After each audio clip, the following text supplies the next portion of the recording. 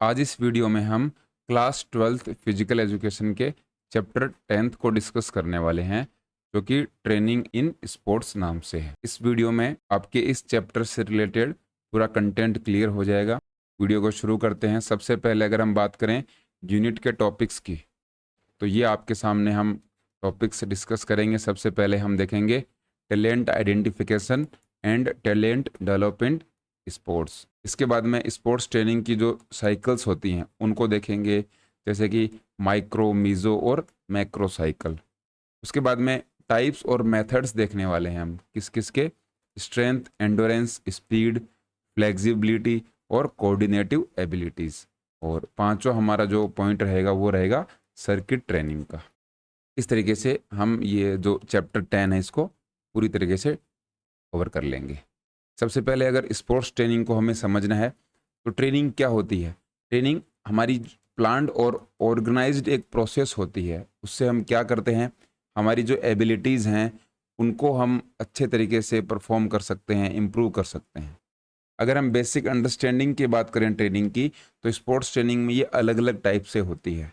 जैसे कि हर एक एथलीट के लिए अलग अलग हम ट्रेनिंग डिज़ाइन करते हैं। Athletes, coaches and physical education जो टीचर्स हैं उनके लिए स्पोर्ट्स ट्रेनिंग काफ़ी इंपॉर्टेंट है, उनको नॉलेज होना चाहिए।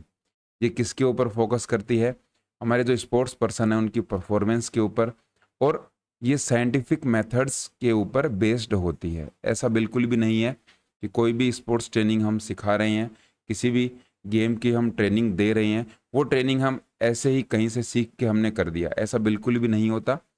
सभी के पीछे क्या होता है, एक साइंटिफिक मेथड होता है। अब हमारी अलग अलग फिटनेस और फिजिकल एबिलिटीज़ होती हैं, जैसे कि सबसे पहले स्ट्रेंथ, एंडोरेंस, स्पीड, फ्लेक्सिबिलिटी और कोऑर्डिनेटिव एबिलिटीज़, या फिर हम इसको कार्डियोवैस्कुलर एंडोरेंस या फिर ट्रेनिंग भी बोल सकते हैं।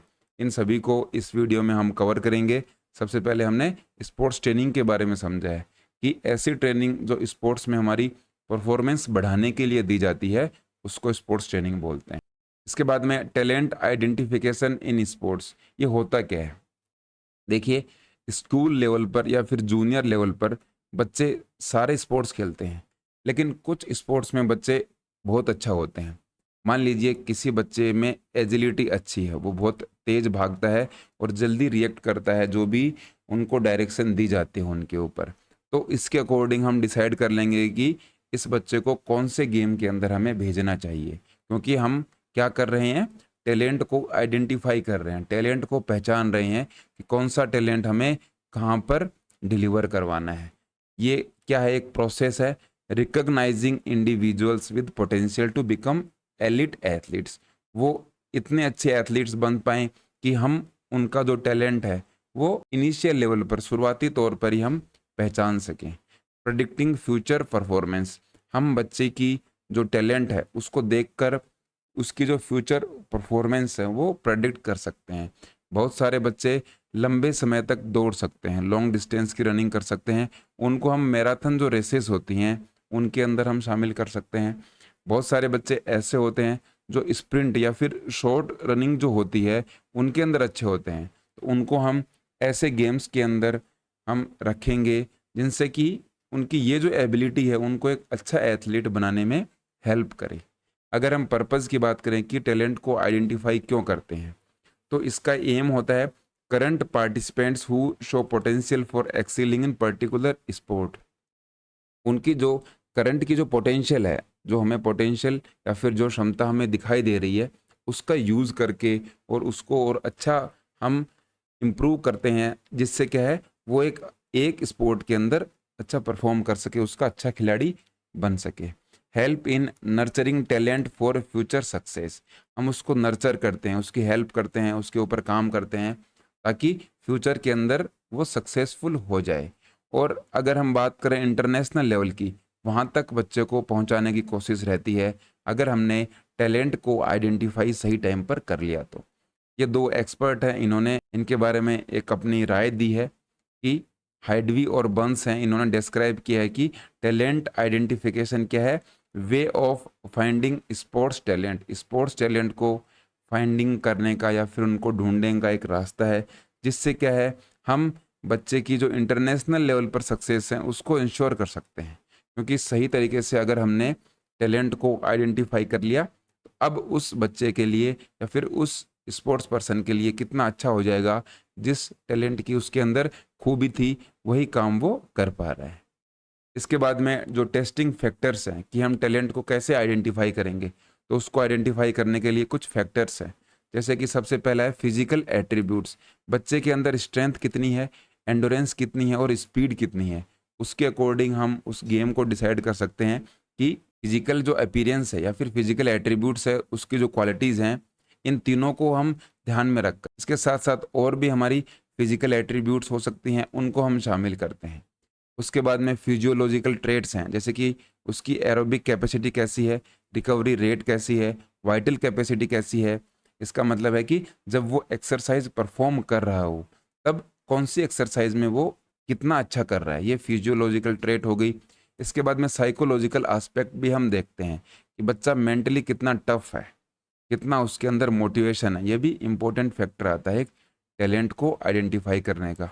इसके बाद में सोशियोलॉजिकल फैक्टर, उसका सपोर्ट सिस्टम कैसा है, टीम वर्क में वो कैसा परफॉर्म करता है।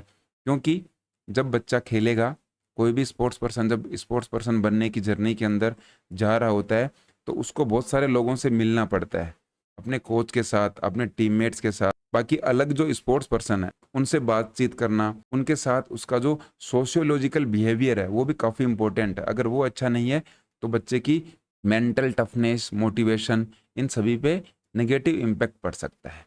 और एक और फैक्टर इसके अंदर है technical abilities in the sport. जो भी स्पोर्ट है उसकी कुछ टेक्निकल एबिलिटीज़ होती हैं, अलग अलग टेक्निकल एबिलिटीज़ होती हैं। जैसे कि किसी को हमें हॉकी खिलाना है तो हॉकी में अलग अलग टेक्निकल जो एबिलिटीज़ हैं उनमें ड्रिबलिंग, डोजिंग, एंडोरेंस, ये सारी जो टेक्निकल चीज़ें हैं वो कितना जल्दी वो सीख पाता है, ये भी हम टेस्टिंग फैक्टर के अंदर देखते हैं। इसके बाद में टेस्टिंग फैक्टर के बाद में जेनेटिक इन्फ्लुएंस एक बहुत बड़ा रोल प्ले करता है। क्योंकि जो बच्चे को अपने जीन से मिला है उसका उसके ऊपर बहुत इम्पैक्ट रहता है।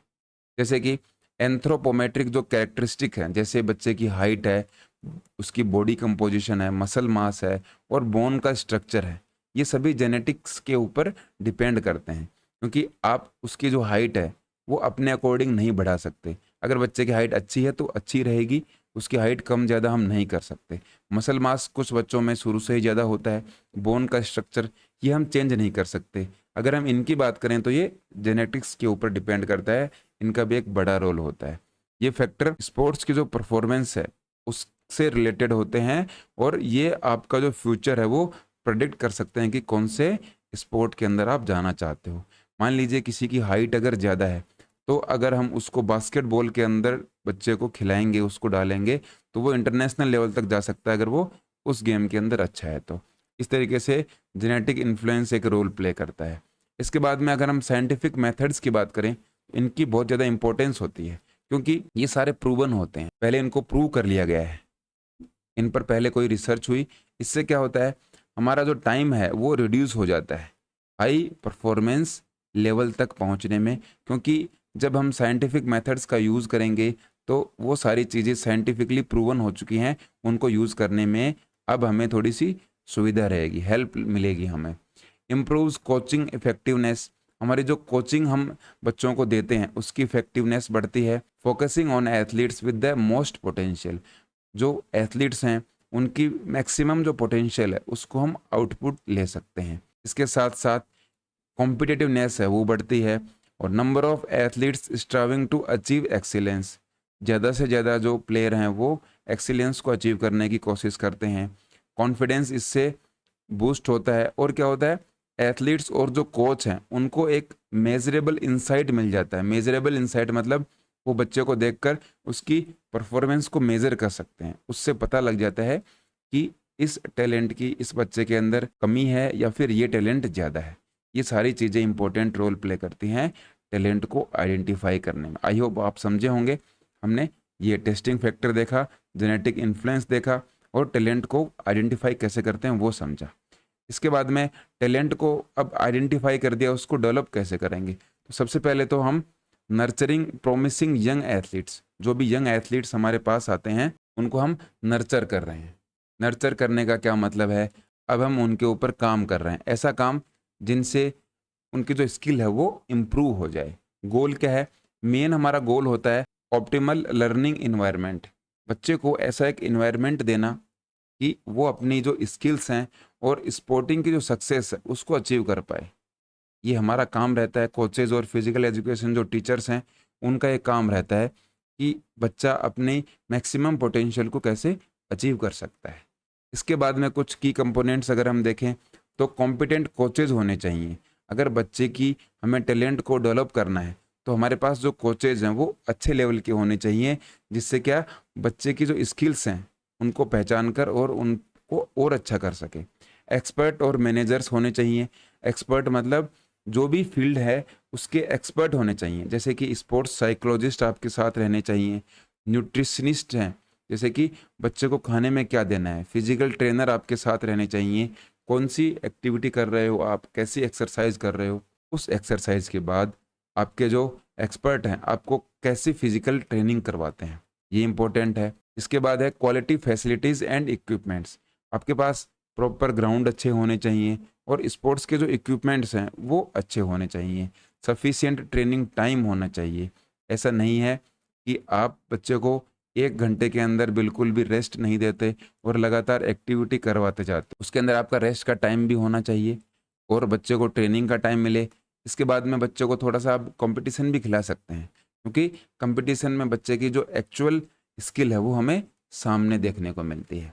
और इसी तरीके से ये बता भी रखा है, इनफ टाइम आपके पास होना चाहिए। इसके बाद में इम्पोर्टेंस क्या है रिसोर्सेज की, ये कुछ पॉइंट्स हैं जिससे कि हमने इसको थोड़ा-सा ईज़ी कर लिया है। आपके पास अगर कोचेज़ रहेंगे, इक्विपमेंट्स रहेंगे और अच्छा टाइम रहेगा, तो आप क्या कर पाओगे, जो एथलीट है उसकी एबिलिटी को अच्छे तरीके से ट्रेन कर पाओगे, इफ़ेक्टिवली ट्रेन कर पाओगे और रेगुलरली इस काम को कर पाओगे। जब ट्रेनिंग रेगुलरली की जाती है, तो आपका जो टैलेंट है वो धीरे-धीरे डेवलप होना शुरू हो जाता है। इस तरीके से हमने इम्पोर्टेंस के बारे में देखा। इसके बाद में अगर हम बात करें स्पोर्ट्स ट्रेनिंग साइकिल की, तो हमारे पास स्पोर्ट्स ट्रेनिंग साइकिल आ जाती है। क्या होती है इसको समझेंगे। सबसे पहले तो है पीरियडाइजेशन। पीरियडाइजेशन का मतलब क्या है, एक कैलेंडर ईयर में, एक साल के अंदर आप कैसे कोचिंग देने वाले हो, या फिर आपका जो कोचिंग प्लान है वो किस तरीके का होना चाहिए, ट्रेनिंग प्लान आपका कैसा होना चाहिए, वो इसमें हम समझने वाले हैं। इसके अंदर अलग अलग साइकिल आएंगी। पीरियडाइजेशन का यही मतलब है कि जैसे कि आपने पहले एक कोई आपका वीक का प्लान बनाया, इसके बाद आपने मंथ का प्लान बनाया और फिर है ईयर का प्लान। तो पूरा जो ईयरली आपका प्लान है जिसके अंदर आपके वीक आ गए और आपके डेज भी आ गए और इसके साथ आपके मंथ भी आ गए, कितने मंथ तक आप कौन सी एक्टिविटी करना चाहते हो, ये आता है पीरियडाइजेशन के अंदर। इसका पर्पज़ क्या है, या फिर सबसे पहले अगर देखें तो ये क्या है, organized method for structuring training. आपकी जो ट्रेनिंग है उसका एक ऑर्गेनाइज्ड एक मेथड है, उस मेथड को हम फॉलो करेंगे और ट्रेनिंग करते हैं। इसके अंदर डिफरेंट एस्पेक्ट आते हैं, जैसे कि सिस्टमेटिकली हम कैसे काम करते हैं लंबे टाइम तक, वो पूरा पीरियडाइजेशन के अंदर आता है। पर्पज़ क्या है, हम पीरियडाइजेशन का यूज़ क्यों करते हैं, तो ये जो एथलीट्स हैं इनको हेल्प करता है इनकी जो ऑप्टिमम अडेप्टिव पोटेंशियल है उसके लिए। जैसे कि अलग अलग पर्सन की जो पोटेंशियल है वो डिफरेंट होती है, हम उसका जो ऑप्टिमम लेवल है उसको अचीव करने की कोशिश करते हैं। ऑप्टिमम का मतलब ना तो ज़्यादा हाई ना ही ज़्यादा लो, मीडियम जो लेवल है उसको अचीव करने की इसके अंदर हमें कोशिश करनी होती है। ये अलग अलग जो प्रिंसिपल हैं उनके ऊपर डिपेंड करता है, बेस्ड रहता है।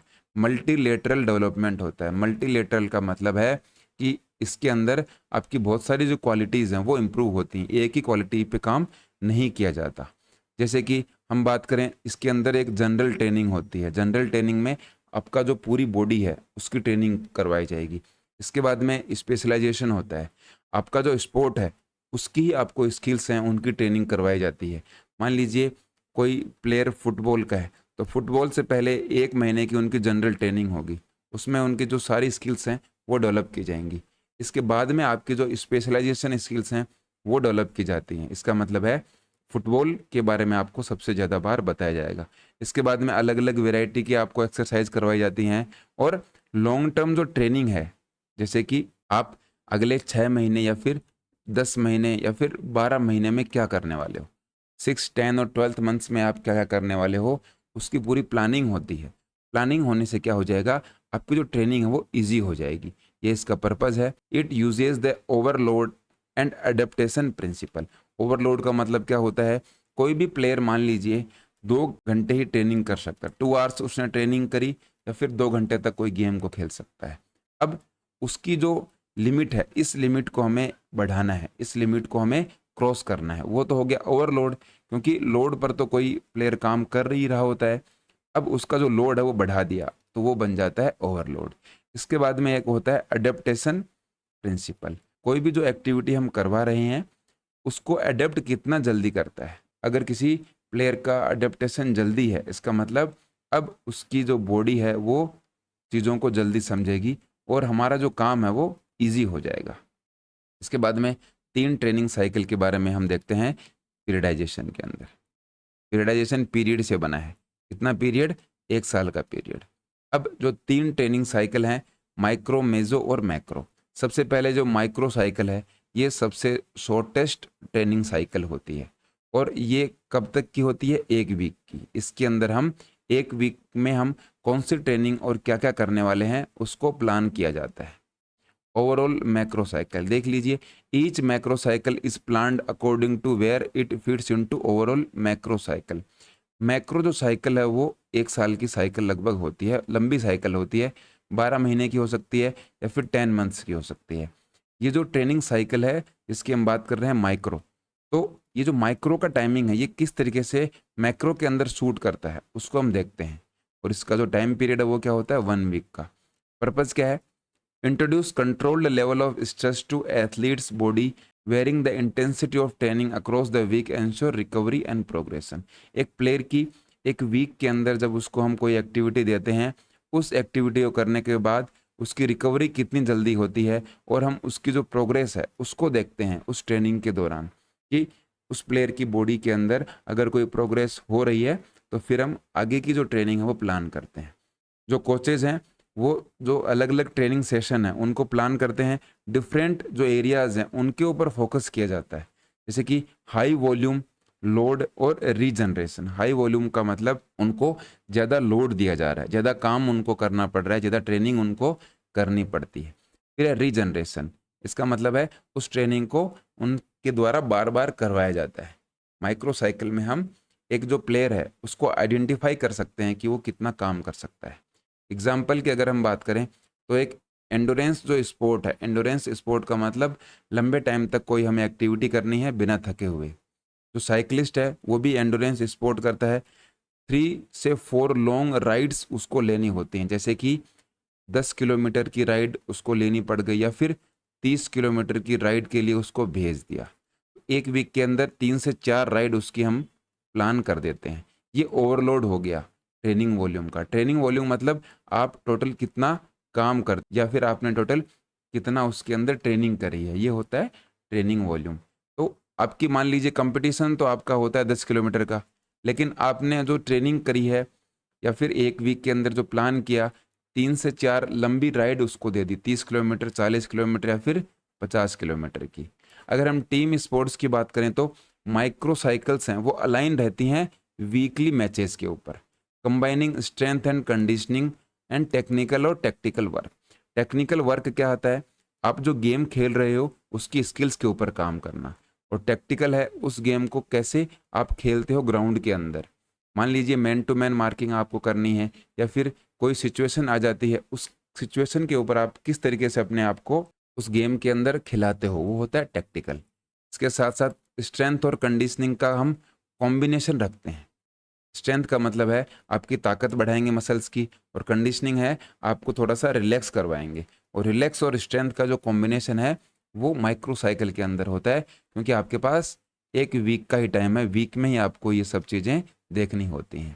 इसके बाद में ये इंटेंसिटी की अगर बात करें माइक्रो साइकिल की, तो पूरा एक प्लान आपके सामने दे रखा है। जैसे कि मंडे को आप लो इंटेंसिटी के साथ वर्कआउट करवाओगे। लो इंटेंसिटी का मतलब आप कोई भी ट्रेनिंग करिए, आपने एक एक्सरसाइज का आपने शेड्यूल किया, उसके बाद में आपका जो रेस्ट है वो कम दिया गया आपको रेस्ट।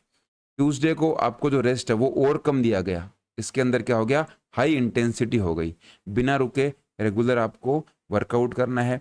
वेडनेसडे को आपको मीडियम इंटेंसिटी के साथ एक्सरसाइज करवाई गई। अब क्या कर दिया गया, आपको थोड़ा बीच के जो सेशंस हैं उनमें रेस्ट दिया गया। थर्सडे को क्या किया गया, आपकी इंटेंसिटी को और गिरा दिया गया। और फ्राइडे को रीजनरेशन, आपने जो भी किया उसको रीजनरेट करना है और इंटेंसिटी आपकी कम रहेगी। अब आपने क्या किया है, मंडे से फ्राइडे तक आपने जो वर्कआउट किया है उसको हम अप्लाई करेंगे मैच के अंदर सैटरडे को मैच होगा। और रीजनरेशन का जो दिन होता है इसके अंदर आप कम वर्कआउट करते हो। मैच के बाद जो संडे रहेगा वो आपका रेस्ट रहता है या फिर थोड़ी बहुत आप एक्सरसाइज कर सकते हो। इस तरीके से एक वीकली प्लान है वो डिज़ाइन किया जाता है माइक्रो साइकिल के अंदर। इसके बाद में है मीजो साइकिल। ये 3 से 4 वीक की एक साइकिल होती है, या फिर आप बोल सकते हो 21 से 28 दिन, 21 टू 28 डेज इसकी जो साइकिल का जो टाइमिंग है वो होता है। इसके अंदर क्या आ जाती हैं, आपकी बहुत सारी माइक्रो साइकिल्स आ जाती हैं।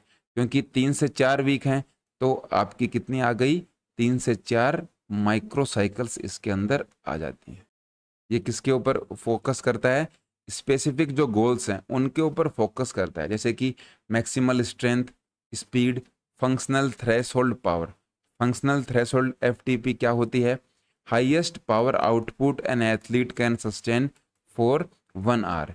1 घंटे तक कोई खिलाड़ी मैक्सिमम कितना आउटपुट अपने आप को दे सकता है या फिर अपनी बॉडी से दे सकता है, ये होता है एफटीपी, फंक्शनल थ्रेशोल्ड पावर। ध्यान में रखना है, पूछ सकते हैं आप 1 घंटे तक अपने बॉडी से कितना आउटपुट लेकर आ सकते हो, ये पर्पस होता है हम मीजो साइकिल की अगर बात करें तो। इसके बाद में स्ट्रक्चर की बात करें कि मीजो साइकिल किस तरीके से डिज़ाइन की जाती है, तो ये कंटिन्यूस वीक तक चलने वाली एक साइकिल होती है। जो एक्सपीरियंस्ड एथलीट्स होते हैं, ये जो मीजो साइकिल है इनकी 23 दिन की रहती है और इसके अंदर आपका इंटेंस वर्क रहता है। मतलब आप रेस्ट कम करते हो, रेगुलरली आप वर्कआउट करते जाते हो। और 5 दिन की इसके अंदर रिकवरी रहती है। मान लीजिए 28 दिन की साइकिल है तो 23 दिन इसके अंदर आप काम करते हो और 5 दिन क्या करते हो, रेस्ट करते हो। रेस्ट लास्ट में नहीं करोगे, बीच बीच में रेस्ट करते हो। जैसे कि आपने 7 दिन काम किया फिर एक रेस्ट, या फिर 6 दिन काम किया फिर एक रेस्ट। इस तरीके से ये पूरा चलता जाता है एक्सपीरियंस्ड एथलीट्स के लिए। और जो इन एक्सपीरियंस्ड एथलीट्स होते हैं जो अभी नया ही करना सीखे हैं, उनकी जो साइकिल होती है वो 16 डेज की रहती है हार्ड ट्रेनिंग की। उनको ट्रेनिंग हार्ड दी जाती है और 5 रिकवरी डेज मिलते हैं। 16 दिन उन्होंने काम किया और 5 दिन इनको रिकवरी मिली, तो इनका हो गया 21 डेज। इस तरीके से जो मीजो साइकिल है वो डिज़ाइन की जाती है। अगर हम एग्जाम्पल देखें तो साइकिलिंग का एग्जाम्पल देखें, उसके अंदर जो 3 वीक है उसमें थ्रेशोल्ड इंटरवल या फिर हार्ड एफर्ट एफटीपी के बराबर कर दिए जाते हैं वीक ऑफ रिकवरी। इसका मतलब है मान लीजिए 4 वीक की आपकी मीजो साइकिल है, उसमें 3 वीक आपको अच्छे तरीके से एफटीपी करवाएगी। एफटीपी मतलब 1 घंटे तक आपको जितना आपकी बॉडी वर्कआउट कर सकती थी उतना आपको वर्कआउट करवाया गया, और लास्ट का जो 1 वीक है उसमें आपको क्या कर दिया, रिकवरी या फिर रेस्ट के लिए छोड़ दिया। तो ये इस तरीके से मीजो साइकिल काम करती है। इसके बाद में लास्ट है मैक्रो साइकिल। ये सबसे लॉन्गेस्ट साइकिल है और इसका जो स्पान है, टाइम पीरियड है इसका 1 साल का रहता है या फिर 1 सीज़न का रहता है। सीज़न का मतलब है मान लीजिए अभी विंटर सीजन चल रहा है, तो विंटर सीजन में कोई एक्टिविटी या फिर कोई टूर्नामेंट चल रहा है। इसके बाद में नेक्स्ट जो टूर्नामेंट होने वाला है वो होगा आपका समर्स के अंदर। तो विंटर्स से समर्स के बीच में आपका क्या हो गया, एक सीज़न हो गया। एक सीज़न में आप ट्रेनिंग करते हो, उसके बाद में रेस्ट करते हो, और फिर अगले सीज़न के लिए आपका जो मैक्रो साइकिल है वो अलग तरीके से होता है। इसके अंदर क्या हो जाता है, बहुत सारे मीज़ो और माइक्रो साइकिल इसके अंदर क्या हो जाते हैं, इंक्लूड हो जाते हैं। पर्पज़ क्या है, ओवरऑल जो ट्रेनिंग प्लान है इसके लिए काफ़ी इम्पोर्टेंट है, क्योंकि जो कंपटीशन है उसके लिए हम अपनी तैयारी कर रहे हैं। 1 साल के बाद कोई कंपटीशन है, अब उस कंपटीशन के लिए हमें प्लान करना है। उसके लिए आप माइक्रो साइकिल कैसे बनाओगे, मैक्रो साइकिल आपकी कैसे होगी, मीजो साइकिल कैसे होगी, उसको पूरा प्लान किया जाता है मैक्रो साइकिल के अंदर। अब इसके कुछ फेजेज़ हैं, 3 फेज़ हैं, प्रिपरेशन फेज़, कॉम्पिटिटिव फेज़ और transition phase. Macro cycle in 3 phase के अंदर चलती है। सबसे जो पहला फेज़ है इसके अंदर जनरल प्रिपरेशन करवाई जाती है, क्योंकि इसका नाम है प्रिपरेशन फेज़। इसके अंदर आपको प्रिपेयर किया जाता है और आपकी जो बेसिक बॉडी की जो नीड्स हैं या फिर आपकी जो बेसिक बॉडी के अंदर क्वालिटीज़ हैं वो होनी चाहिए। जैसे कि आपको बेसिक फिटनेस करवाई जाती है, जैसे कि एरोबिक कैपेसिटी आपकी इंक्रीज हो गई, और स्पेसिफिक प्रिपरेशन करवाई जाती है।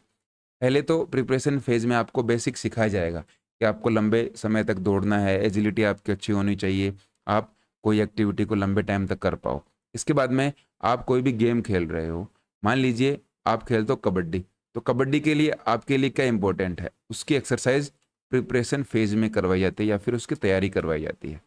जैसे कि एग्जाम्पल की बात करें तो एक ट्राई एथलीट है, मतलब 3 इवेंट एक साथ करने वाला कोई एथलीट है, उसको हम रनिंग कराएंगे ट्रेडमिल के ऊपर, और स्पेसिफिक प्रिपरेशन के लिए ट्रांजिशन टेक्निक हम यूज़ करेंगे। ट्रांजिशन टेक्निक मतलब थोड़ा सा उनको रेस्ट दिया, और अब जो उनकी रनिंग है उसको हमने थोड़ा सा टफ कर दिया। ये हम प्रिपरेशन के अंदर करते हैं, क्योंकि अब हम तैयारी कर रहे हैं, आगे जो कंपटीशन होने वाला है उसके लिए हमें पूरा प्रिपेयर रहना है। धीरे धीरे हमारी जो ट्रेनिंग है उसको इंक्रीज करते करते बहुत ऊपर तक लेकर जाना है।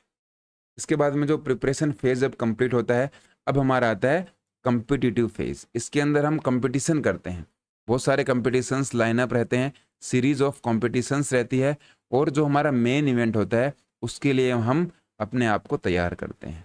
लास्ट में हम क्या करते हैं, जैसे ही कंपटीशन पीरियड एंड होने वाला होता है, हम टेपरिंग करते हैं। टेपरिंग का मतलब है आपने अपना जो ट्रेनिंग का शेड्यूल है वो धीरे धीरे कम कर दिया, इस तरीके से होती है टेपरिंग।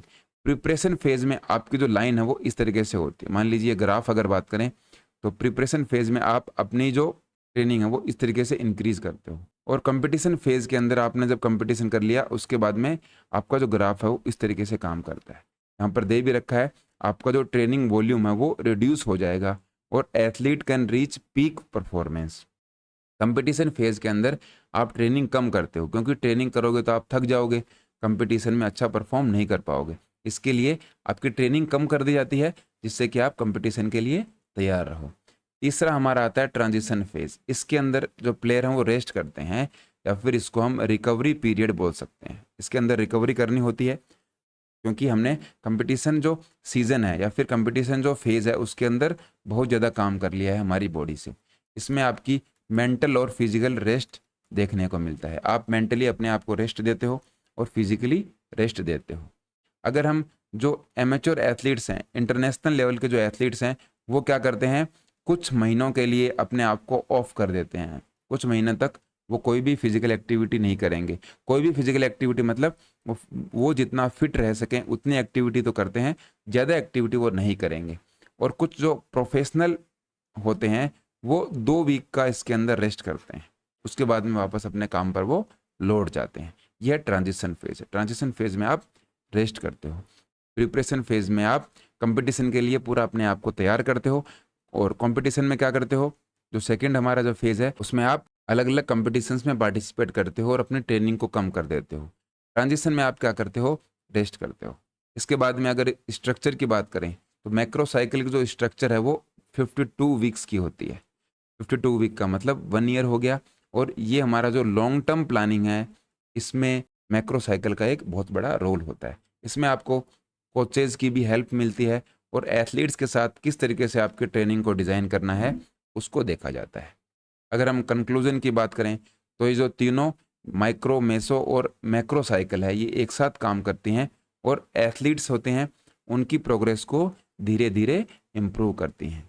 अगर हम बात करें तो इससे क्या है, परफॉर्मेंस इंक्रीज होती है, बैलेंस इनका बनता है किसके साथ, ओवरलोड और रिकवरी के साथ साथ, और जो सही टाइम पर हाई पोटेंशियल एक एथलीट को अचीव करनी है वो इन साइकिल से हम अचीव कर सकते हैं।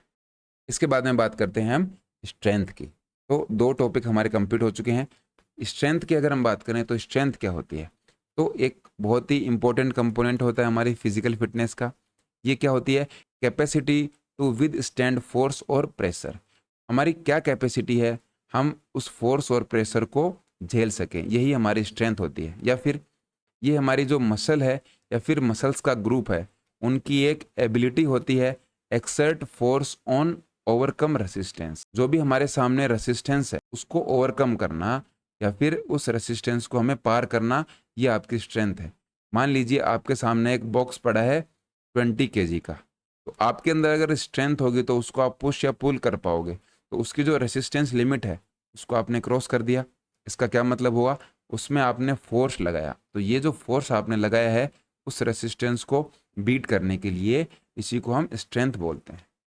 और स्पोर्ट्स में अगर हम बात करें तो ये आपकी जो स्ट्रेंथ है ये मस्कुलर स्ट्रेंथ हम देखते हैं, क्योंकि आपकी जो ताकत है वो मसल से ही लगती है। अब हम टाइप्स की बात कर लेते हैं स्ट्रेंथ की। स्ट्रेंथ के बारे में हमने समझा फिजिकल फिटनेस का एक इम्पोर्टेंट कंपोनेंट है और रेसिस्टेंस को ओवरकम करने के लिए काम में आता है। टाइप्स की बात करें तो ये मेनली दो टाइप की होती है। एक तो होती है डायनेमिक और एक है स्टैटिक। डायनेमिक को हम आइसोटोनिक बोलते हैं और स्टैटिक को हम आइसोमेट्रिक बोलते हैं। एक एक को समझेंगे ताकि आपके लिए ये क्लियर हो जाए। सबसे पहले बात करें अगर हम डायनेमिक की, तो डायनेमिक को हम आइसोटोनिक भी बोलते हैं। आइसोटोनिक क्यों बोलते हैं, तो अगर आपने साइंस पढ़ी होगी तो आइसो का मतलब होता है कांस्टेंट, टोनिक का मतलब होता है टेंशन। वो टेंशन नहीं जो दिमाग में होती है, टेंशन का मतलब तनाव। तो ऐसी कोई एक्सरसाइज जिसके अंदर हमारी जो मसल्स हैं उनमें कांस्टेंट टेंशन रहता है, वो होती है डायनेमिक स्ट्रेंथ या फिर आइसोटोनिक स्ट्रेंथ। यहाँ पर दे भी रखा है, ये रिलेटेड टू मूवमेंट्स हैं muscles change in length while overcoming resistance. जो रेसिस्टेंस उनके सामने है उनको ओवरकम करना, उनको पार करना या फिर उनकी लिमिट को क्रॉस करना, जिसमें कि जो मसल्स की लेंथ है वो चेंज होती रहती है। This type of strength is needed to sustain the body over a prolong period और apply force against the object. हमें लंबे टाइम तक अगर किसी ऑब्जेक्ट पर कोई फोर्स लगाना हो उसके लिए डायनेमिक स्ट्रेंथ ज़रूरी है, क्योंकि हमें अब क्या करना है, हमारी मसल्स हर टाइम पर क्या रहेंगी, टेंशन में रहेंगी। इसके लिए डायनेमिक स्ट्रेंथ ज़रूरी है। अब तीन जो सब कैटेगरी है उसके अंदर डिवाइड कर रखी है हमने डायनेमिक स्ट्रेंथ को। तो सबसे पहले टाइप्स ऑफ स्ट्रेंथ दो टाइप की होती है। अब डायनेमिक स्ट्रेंथ है वो भी तीन टाइप की होती है। डायनेमिक स्ट्रेंथ को हमने देखा कि ये क्या होती है, लंबे टाइम तक अगर हमें कोई फोर्स लगाना है या फिर रेसिस्टेंस को बचाकर रखना या फिर उसकी लिमिट को पार करते रहना है, उसको डायनेमिक स्ट्रेंथ बोलते हैं। तीन टाइप, सबसे पहली है मैक्सिमम स्ट्रेंथ, उसके बाद में एक्सप्लोजिव स्ट्रेंथ और तीसरी स्ट्रेंथ एंडोरेंस। काफ़ी इंपॉर्टेंट है। सबसे पहले देखते हैं मैक्सिमम स्ट्रेंथ क्या रहती है। तो आपकी बॉडी के अंदर जितनी ज़्यादा फोर्स है आप लगा देते हो एक बार में, वो होती है आपकी ग्रेटेस्ट फोर्स या फिर मैक्सिमम स्ट्रेंथ। सिंगल एफर्ट के अंदर आप कितनी ताकत लगा पाते हो, यह आपकी क्या होती है, मैक्सिमम स्ट्रेंथ। एग्जाम्पल की अगर हम बात करें तो वेट लिफ्टिंग के अंदर हम हमारी पूरी ताकत लगाते हैं, कोई भी वेट हमारे सामने है उसको उठाने के लिए। शॉर्ट पुट में हम मैक्सिमम स्ट्रेंथ का यूज़ करते हैं। हैमर थ्रो के अंदर हम हमारी पूरी ताकत लगाते हैं। ये जो टाइप्स हैं इससे हम आइडिया लगा सकते हैं कि मैक्सिमम स्ट्रेंथ एक्चुअल में होती क्या है। हमारा पूरी जो ताकत है वो मैक्सिमम स्ट्रेंथ है। इसके बाद में है एक्सप्लोजिव स्ट्रेंथ। तो ये एक एबिलिटी है, स्ट्रेंथ एट हाई स्पीड, बहुत कम टाइम के लिए जो हम हमारी पूरी ताकत लगाते हैं वो होती है एक्सप्लोजिव। एक्सप्लोजन का मतलब होता है विस्फोट। एक साथ में हमने पूरी ताकत लगा दी बहुत कम टाइम के लिए, लेकिन ये एकदम इंस्टेंट होती है। जैसे कि लॉन्ग जंप, तो लॉन्ग जंप में बहुत लंबे टाइम तक हमें कोई ताकत नहीं लगानी होती, लेकिन एकदम से ताकत लगानी पड़ती है। हाई जंप में यही हम करते हैं, स्प्रिंट में हम ये करते हैं। स्प्रिंट में जब हम स्टार्ट करते हैं तो एक बार एक एक्सप्लोजिव हमें स्ट्रेंथ लगानी पड़ती है, वो जो स्ट्रेंथ है उसी को एक्सप्लोजिव स्ट्रेंथ बोलते हैं।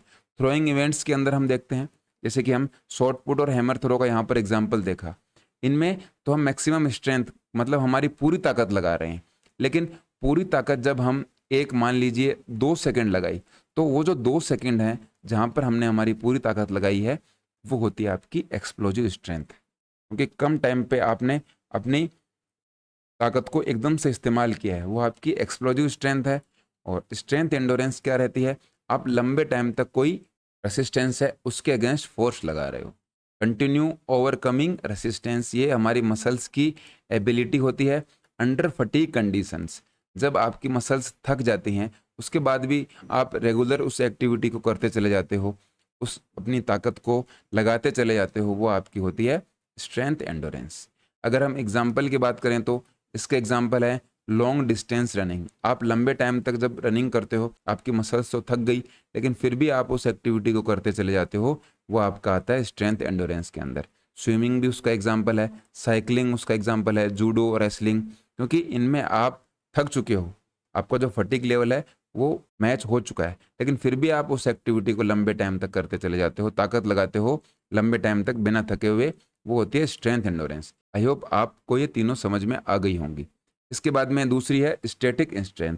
कौन सी है? देखिए, हमने यहाँ पर देखा था, एक तो है डायनेमिक स्ट्रेंथ और एक है स्टैटिक स्ट्रेंथ। अब हम स्टैटिक स्ट्रेंथ को देखेंगे। तो ये है आइसोमेट्रिक। आइसोमेट्रिक का मतलब क्या है? एक तो आइसो का हमने समझा कांस्टेंट, और मेट्रिक का मतलब होता है उसका मेजरमेंट या फिर उसकी लेंथ। इसमें क्या रहता है? Force without visible moment. इसके अंदर हम फोर्स तो लगाते हैं, लेकिन उसका जो मोमेंट है वो दिखाई नहीं देता। इसका एग्जाम्पल अगर हम लेकर देखेंगे तो आप लगा सकते हो उसके ऊपर आइडिया।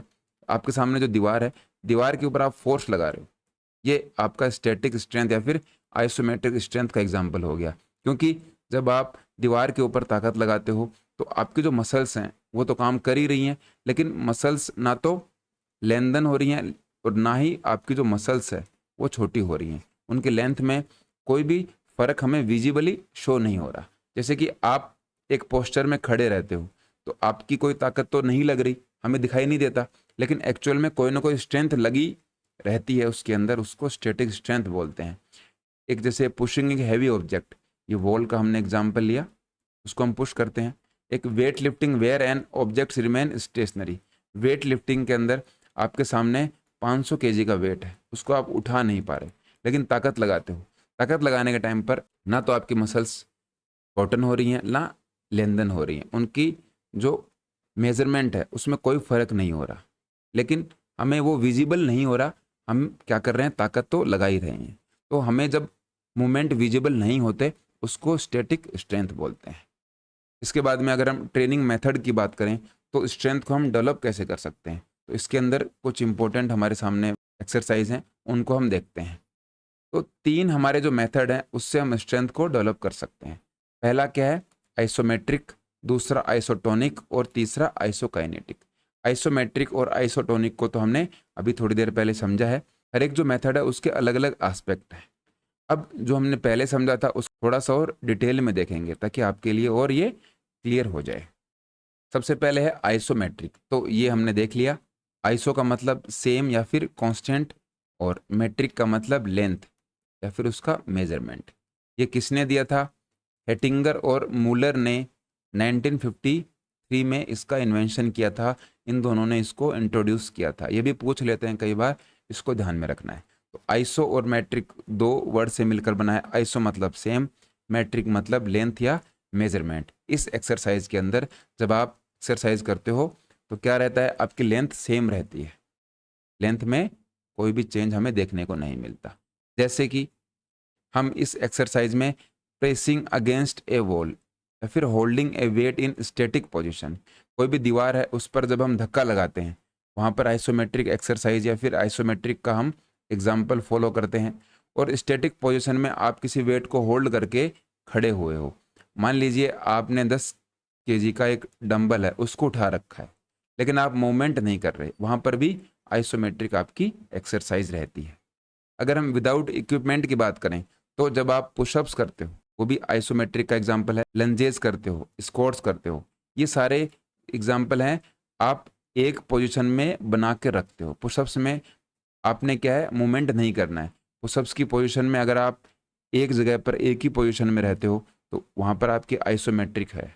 पुशअप्स आपको लगाने नहीं है। लगाने जब आप पुशअप्स लगाना शुरू कर दोगे, मूवमेंट में आओगे, तब वो आइसोमेट्रिक नहीं रहेगी। आपको उस पोजीशन को होल्ड करके रखना है। इसके बाद में क्या है? एक इक्विपमेंट्स के साथ भी दे रखा है। Bench press, individual pushes A bar upward without changing the length of the muscle. Bench press के अंदर जब आप क्या करते हो, आपके सामने जो रोड है उसको आपने ऊपर उठा लिया और आपने उस पोजीशन को होल्ड किया, वो भी एक एग्जाम्पल आ गया। स्पोर्ट्स एप्लीकेशंस की अगर हम बात करें तो आर्चरी के अंदर ये हमें देखने को मिलता है, योगा में देखने को मिलता है। आर्चरी में कैसे होता है कि आप लंबे टाइम तक एक पोजीशन को होल्ड करते हो, उसके बाद में आपका जो तीर है उसको आप छोड़ते हो। तो योगा में भी हम होल्ड करते हैं अपनी पोजीशन को, जूडो में भी ऐसा होता है, वेट लिफ्टिंग में भी एक बार हम जब ताकत लगाते हैं जब तक कि वेट ना उठ जाए, वहाँ पर भी हम आइसोमेट्रिक का एग्जाम्पल देखते हैं। इसके बाद में है आइसोटोनिक। ये किसने दिया था? डी लून ने दिया था 1954 के अंदर। इसके अंदर देखिए क्या होता है, आइसो का मतलब होता है सेम, ये हमने देख भी लिया था। और ये जो आइसोमेट्रिक, आइसोटोनिक, आइसोकाइनेटिक हैं, ये सभी ग्रीक वर्ड हैं, ग्रीक लैंग्वेज से हमने इन वर्ड्स को लिया है। और सेम रहता है इसके अंदर, क्या रहता है, टॉनिक। टॉनिक मतलब टेंशन या फिर मसल टोन। आपकी जो मसल्स हैं वो हमेशा एक टेंशन में, एक टोन में रहती हैं, एक तनाव में रहती हैं आइसोटोनिक के अंदर। आइसोटोनिक काम कैसे करती है, जैसे कि मसल शॉर्टन एंड लेंथन। जब आप किसी डंबल को, आपके सामने मान लीजिए हाथ में डंबल है, इस डंबल को आप उठाते हो, ऊपर की तरफ उठाओगे, तो आपकी ये जो बाइसेप मसल है, इसको हम डिटेल में आगे डायग्राम से भी समझेंगे। तो ये जो बाइसेप मसल है ये छोटी होती है, और पीछे की जो ट्राइसेप मसल है ये बड़ी होती है। इसकी लेंथ में हमें फ़र्क देखने को मिलता है। तो एक मसल छोटी हो रही है, एक बड़ी हो रही है, यही आइसोटोनिक के अंदर हम देखते हैं। इसके अंदर क्या रहता है, आपकी जो मसल टोन है वो बनी रहती है। इसके बाद में अगर हम देखें, इसके टाइप्स आपको दे भी रखे हैं, कॉन्सेंट्रिक और इसेंट्रिक कॉन्ट्रैक्शन होते हैं। ये पीछे जो हमने बात करी है उसी को देखेंगे। सबसे पहले कॉन्सेंट्रिक और इसेंट्रिक को समझने से पहले इस डायग्राम को आप देख लीजिए, आपके समझ में आ जाएगा। सबसे पहले बात करें तो कॉन्सेंट्रिक कॉन्ट्रैक्शन, ये किसके टाइप हैं, ये ध्यान में रखना आपको। ये है आइसोटोनिक के टाइप। किसके टाइप है, आइसोटोनिक एक्सरसाइज के टाइप। इसके अंदर क्या रहता है, आइसो मतलब सेम, टोनिक मतलब मसल्स की टेंशन वो सेम रहती है। सबसे पहला जो कॉन्सेंट्रिक है, ये कॉन्सेंट्रिक है, और ये दूसरा इसेंट्रिक। कॉन्सेंट्रिक के अंदर देखिए, आपकी ये पहले मसल थी, इस तरीके से ये बाइसेप मसल आपको दिखाई दे रही है। यहाँ पर आपने क्या किया, डंबल पकड़ रखा है और मूवमेंट को ऊपर की तरफ लेकर गए। तो आपकी जो ये लेंथ थी बाइसेप मसल की, पहले बड़ी थी, अब ये जो लेंथ है वो कम हो रही है। लेंथ आपकी क्या हो गई, कम हो गई। जब लेंथ कम होती है, उस पोजीशन में जो एक्सरसाइज होती है उसको हम बोलते हैं कॉन्सेंट्रिक कॉन्ट्रैक्शन। क्या बोलते हैं, कॉन्सेंट्रिक कॉन्ट्रैक्शन या फिर कॉन्सेंट्रिक एक्सरसाइज। अब जब आपने ये मूवमेंट नीचे की तरफ कर दी, तो आपकी जो लेंथ है वो बढ़ रही है, बाइसेप मसल की लेंथ आपकी बढ़ गई। इसके अंदर क्या हो गया, इसेंट्रिक। कॉन्सेंट्रिक के अंदर लेंथ आपकी क्या होती है, कम होती है, और इसेंट्रिक के अंदर आपकी लेंथ है वो बढ़ जाती है। इन दोनों में यही फर्क है। यहाँ पर आप देख भी सकते हो, ये बाइसेप की लेंथ अब बढ़ चुकी है, यहाँ पर लेंथ कम हो रही है। अब वापस यहाँ पर आ जाते हैं। देखिए कॉन्सेंट्रिक के अंदर क्या दे रखा है, shortening of the muscle. Eccentric के अंदर लेंथनिंग ऑफ द मसल। ये सिंपल सा आइसोटोनिक के जो दोनों टाइप्स थे, इसको इस तरीके से आप समझ सकते हो। एग्जाम्पल्स दे रखे हैं, जो हमने बात करी वही एग्जाम्पल हैं, जिससे कि आपका ये पूरा कंसेप्ट क्लियर हो जाएगा। इसके बाद में क्या है, देखिए आइसोकाइनेटिक जो लास्ट तीसरा टाइप था ये है। आप कंफ्यूज अगर नहीं हो तो मैं आपको दोबारा दिखा देता हूँ। ये देखिए, हमने पहले क्या बात करी थी कि स्ट्रेंथ को इम्प्रूव करने के लिए 3 टाइप कौन से हैं। तो 3 टाइप हमारे थे आइसोमेट्रिक। तो आइसोमेट्रिक को तो हमने यहाँ पे समझ लिया। इसके बाद में आइसोटोनिक, आइसोटोनिक के जो 2 टाइप्स थे वो कॉन्सेंट्रिक और इसेंट्रिक हमने देख लिए। तीसरा है आइसोकाइनेटिक। अब हम आइसोकाइनेटिक को देखेंगे। ये रहा आइसोकाइनेटिक। ये किसने दिया था, जे पेरिन ने दिया था 1968 के अंदर। इसके अंदर भी आइसो, ग्रीक, ये सब सेम है। काइनेटिक का मतलब होता है मोशन। आप कोई भी एक्टिविटी करते हो, उस एक्टिविटी में आप एक मोशन को कांस्टेंट बनाकर रखते हो, उस मोशन को आप सेम स्पीड में रखते हो, वो होता है आइसोकाइनेटिक। देखिए यहाँ पर दे भी रखा है, speed of the movement remains constant through out the entire exercise. आप जो एक्सरसाइज करते हो उस पूरी एक्सरसाइज के दौरान, उस पूरी एक्सरसाइज के टाइम पर आपकी जो स्पीड है वो क्या रहती है, कांस्टेंट रहती है, वो चेंज नहीं होती। एग्जाम्पल्स आप देख सकते हो, पैडलिंग, स्टेशनरी बाइक और स्विमिंग। आप स्विमिंग करते हो, उसमें भी आपकी जो स्पीड है वो अगर कांस्टेंट रहती है, एक स्पीड रहती है, वो आइसोकाइनेटिक का एग्जाम्पल हो जाएगा। स्टेशनरी बाइक, एक बाइक खड़ी हुई है, उसके आप पैडल मार रहे हो, उसमें भी क्या रह जाएगा, आइसोकाइनेटिक का एग्जाम्पल हो जाएगा। स्विमिंग में आपने क्या किया है, आप स्विम करके आगे की तरफ मूव ना करके एक जगह पर अगर पैर हिलाते हो, वो भी आइसोकाइनेटिक का एग्जाम्पल हो जाता है। अब ये जो टाइप्स हैं, ये हमारी बॉडी के अंदर या फिर जो हम मूवमेंट करते हैं उसमें इनके कम टाइप्स हैं। लेकिन जब हम मशीन्स का यूज़ करते हैं, जब हम जिम में जाते हैं और बड़ी बड़ी मशीन की हेल्प से कोई एक्टिविटी करते हैं, तो मशीन में तो हमने सेट कर दिया कि ये मशीन 20 किलोमीटर पर आवर की स्पीड से मुझे चलाने वाली है। उसमें आपका जो कांस्टेंट है वो क्या हो गया, मोशन कांस्टेंट हो गया, वहाँ पर आइसोकाइनेटिक हो जाएगी। ये मेथड भी यहाँ पर दे रखा है। इसमें आपको क्या करना है, स्टार्ट स्लोली, आपको धीरे धीरे स्टार्ट करना है। जैसे कि हम एग्जाम्पल देखें तो साइकिलिंग का एग्जाम्पल देखें तो सबसे पहले आप 10 से 20 किलोमीटर पर आवर की स्पीड से स्टार्ट करते हो और धीरे धीरे आप अपने स्ट्रेंथ को बिल्ड करने के लिए इसकी जो स्पीड है वो बढ़ा देते हो। क्योंकि हम क्या बात कर रहे हैं, ट्रेनिंग मेथड्स की बात कर रहे हैं स्ट्रेंथ को इम्प्रूव करने के लिए। स्पोर्ट्स के एप्लीकेशंस में अगर हम बात करें तो साइकिलिंग में यूज़ होता है, स्विमिंग के अंदर यूज़ होता है, और जो गेम है रोविंग उसके अंदर भी यूज़ होता है। क्योंकि जब हम नाव के अंदर जब पानी को पीछे धकेलते हैं उसके अंदर भी जो स्पीड हमारी वो कांस्टेंट बनी रहती है। इस तरीके से आप स्ट्रेंथ को इम्प्रूव कर सकते हो। ये अपने स्ट्रेंथ के मेथड थे। इसके बाद में एंडोरेंस है, और एंडोरेंस को डेवलप करने वाले मेथड्स भी हैं, उनको देखेंगे। एंडोरेंस क्या होती है, एक एबिलिटी होती है एक स्पोर्ट्स मोमेंट की। आपकी जो क्वालिटी है और स्पीड है वो जो फटीग है उसको रसिस्ट करने के लिए आपकी जो ताकत है वो बनी रहती है। आप समझे होंगे, दोबारा समझते हैं। देखिए एंडोरेंस क्या रहती है, कोई भी आप काम करते हो, उस काम को करने के बाद आपको थकान होती है, फटीग आता है। फटीग आने के बाद भी उस काम को आप कंटिन्यू करते चले जाते हो, उसको हम क्या बोलेंगे, एंडोरेंस बोलते हैं। इसमें क्या रहता है, आपका फटीग को आप रेसिस्ट करते हो, रोकते हो आप फटीग को, और रोकने के बाद उसकी लिमिट को क्रॉस करते चले जाते हो, उसको एंडोरेंस बोलते हैं। ये स्पोर्ट्स में बहुत जगह काम आता है। जैसे कि लंबे टाइम तक अगर आपको कोई प्रैक्टिस करनी है, एक्टिविटी करनी है, वहाँ पर होता है। लॉन्ग डिस्टेंस जो रेसेस होती हैं वहाँ पर एंडोरेंस हमें देखने को मिलता है। टीम स्पोर्ट जितने भी हैं उनमें एंडोरेंस होता है। हाई इंटेंसिटी एक्टिविटी जैसे कि स्प्रिंट हम लगाते हैं बहुत लंबे टाइम तक बिना रुके हुए, वहाँ पर भी हमें एंडोरेंस देखने को मिलता है। अब इसकी कुछ टाइप्स हैं, उनको हम देखेंगे। तो सबसे पहले तो दो टाइप से हमने इनको डिवाइड कर रखा है, एक तो नेचर ऑफ द एक्टिविटी और एक है ड्यूरेशन। तो सबसे पहले देखें नेचर ऑफ एक्टिविटी। इसके अंदर हमने इसको कितने में डिवाइड कर रखा है, तीन में डिवाइड कर रखा है। एक तो होती है बेसिक एंडोरेंस, इसके बाद में जनरल एंडोरेंस, और तीसरी है स्पेसिफिक एंडोरेंस। तो बेसिक एंडोरेंस के अंदर आती है एरोबिक एंडोरेंस, इसको हम बोलते हैं। इसमें आपकी बेसिक चीज़ें होती हैं, जैसे कि आप वॉकिंग करते हो, जॉगिंग करते हो, स्लो रनिंग करते हो, ये सभी बेसिक एंडोरेंस के अंदर आता है।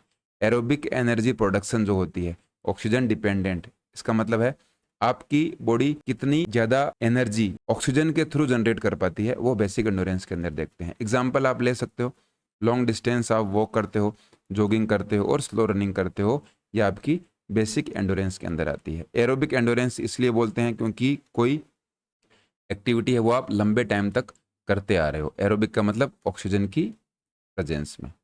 इसके बाद में है जनरल एंडोरेंस। जनरल एंडोरेंस के अंदर आप क्या करोगे, एबिलिटी टू टॉलरेट फटीग। अब आपके थोड़ी सी जो थकान आएगी, उस थकान के बाद भी आप कोई एक्टिविटी करते चले जाते हो, वो आपकी आएगी जनरल एंडोरेंस के अंदर। ये स्पेसिफिक टू वन स्पोर्ट, किसी भी एक स्पोर्ट के अंदर स्पेसिफिक नहीं होती। मतलब आप जब रनिंग करते हो तो रनिंग तो आपको हर एक स्पोर्ट में ज़रूरी होगी, वो तो आपको करनी पड़ेगी। इसके लिए जनरल एंडोरेंस होती है कि आप अच्छा दौड़ते हो और आपकी जो स्ट्रेंथ है वो भी अच्छी है, वो हम जनरल एंडोरेंस के अंदर लेकर आते हैं। एग्जाम्पल आप देख सकते हो, क्रॉस ट्रेनिंग एक्सरसाइज इसके अंदर होती हैं और बेसिक कार्डियोवैस्कुलर ट्रेनिंग होती हैं। क्रॉस ट्रेनिंग मतलब आपकी जो बॉडी है उसको अलग अलग एक्सरसाइज पैटर्न दिए जाते हैं, उनको आप परफॉर्म करते हो जनरल एंडोरेंस के अंदर। जनरल मतलब ये क्वालिटीज़ तो सबके अंदर होनी ही चाहिए। इसके बाद में तीसरी जो स्पेसिफिक है वो आ जाती है आपकी पर्टिकुलर स्पोर्ट के अकॉर्डिंग। जैसे कि अगर आप फुटबॉल खेलते हो तो आपकी एंडोरेंस किस तरीके की होनी चाहिए, वो आपकी स्पेसिफिक आ जाती है। अगर आप खो खो खेलते हो तब आपकी एंडोरेंस कैसी होनी चाहिए, इस तरीके से वो अलग अलग गेम के अकॉर्डिंग जो एंडोरेंस होगी वो स्पेसिफिक एंडोरेंस कहलाती है। इसके अंदर देखिए, जैसे कि स्विमिंग में आपकी एंडोरेंस अलग टाइप की होनी चाहिए, फुटबॉल में अलग, साइकिलिंग में अलग, और रेसलिंग में अलग टाइप की एंडोरेंस हमें देखने को मिलती है। इसके बाद में अगर हम देखें ड्यूरेशन ऑफ एक्टिविटी, तो अलग अलग जो एक्टिविटी हम करते हैं उसके अकॉर्डिंग हमने इसको चार पार्ट में डिवाइड कर रखा है। जैसे कि सबसे पहला स्पीड एंडोरेंस। स्पीड एंडोरेंस कब होती है, जब आपकी जो फिजिकल एक्टिविटी है वो 45 सेकंड तक हो। 0 से 45 सेकंड तक जब आप कोई एक्टिविटी करते हो वो आपकी स्पीड एंडोरेंस के अंदर आती है। एग्जाम्पल आप ले सकते हो 400 मीटर, 100 मीटर या फिर 200 मीटर। ये इनकी जो स्प्रिंट है इसके अंदर आपकी स्पीड एंडोरेंस टेस्ट होती है।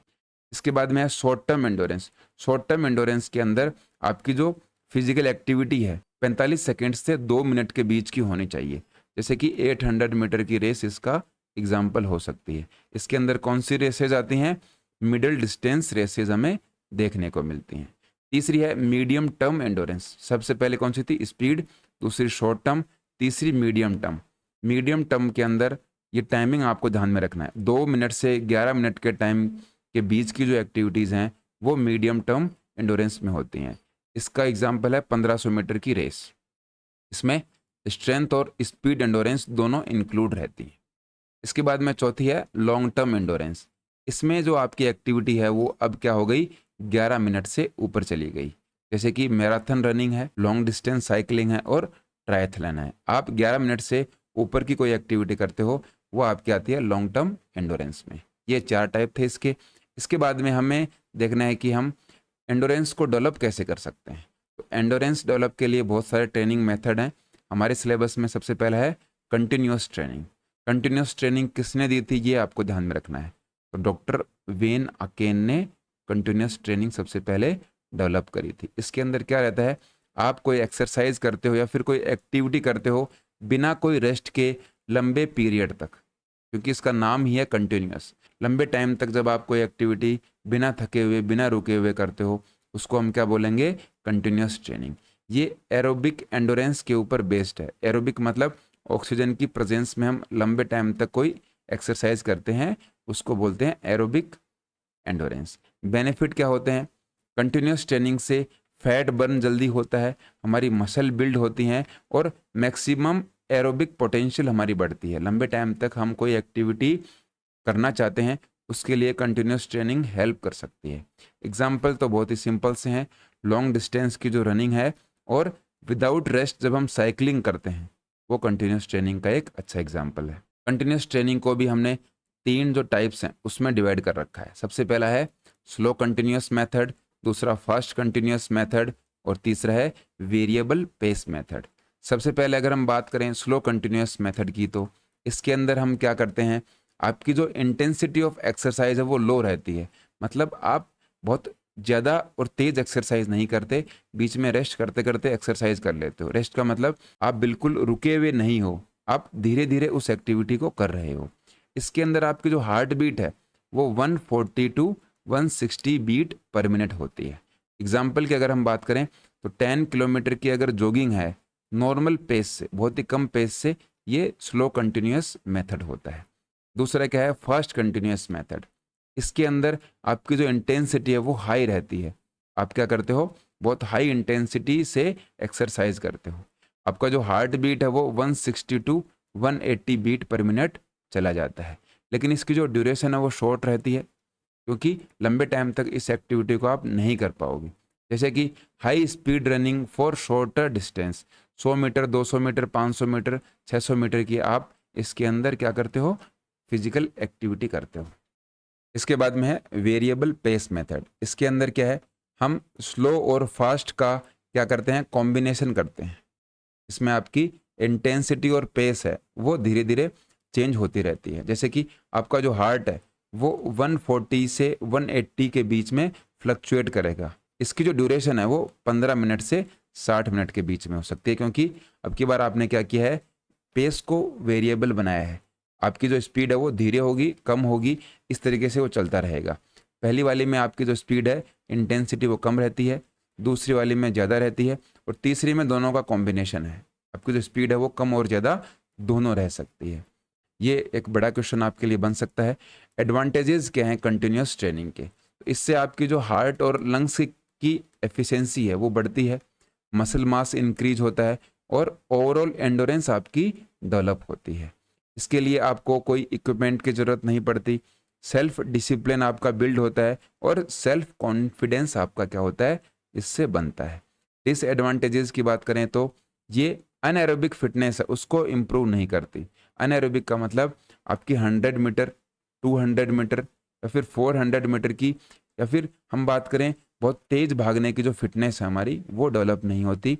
ऑक्सीजन की एब्सेंस में कुछ जो एक्टिविटीज़ हमें करनी होती हैं, एक्सरसाइज करनी होती हैं, उनके लिए ये बेनिफिशियल नहीं है। Can be hard to maintain when fatigued, particularly for beginners. जो स्टार्टिंग में बिगिनर्स होते हैं, जो इस एक्टिविटी को शुरू कर रहे हैं, उनके लिए वो जो फटीग लेवल है, वो थकान है, उसको बियर करना, उसको सहन करना आसान नहीं रहता।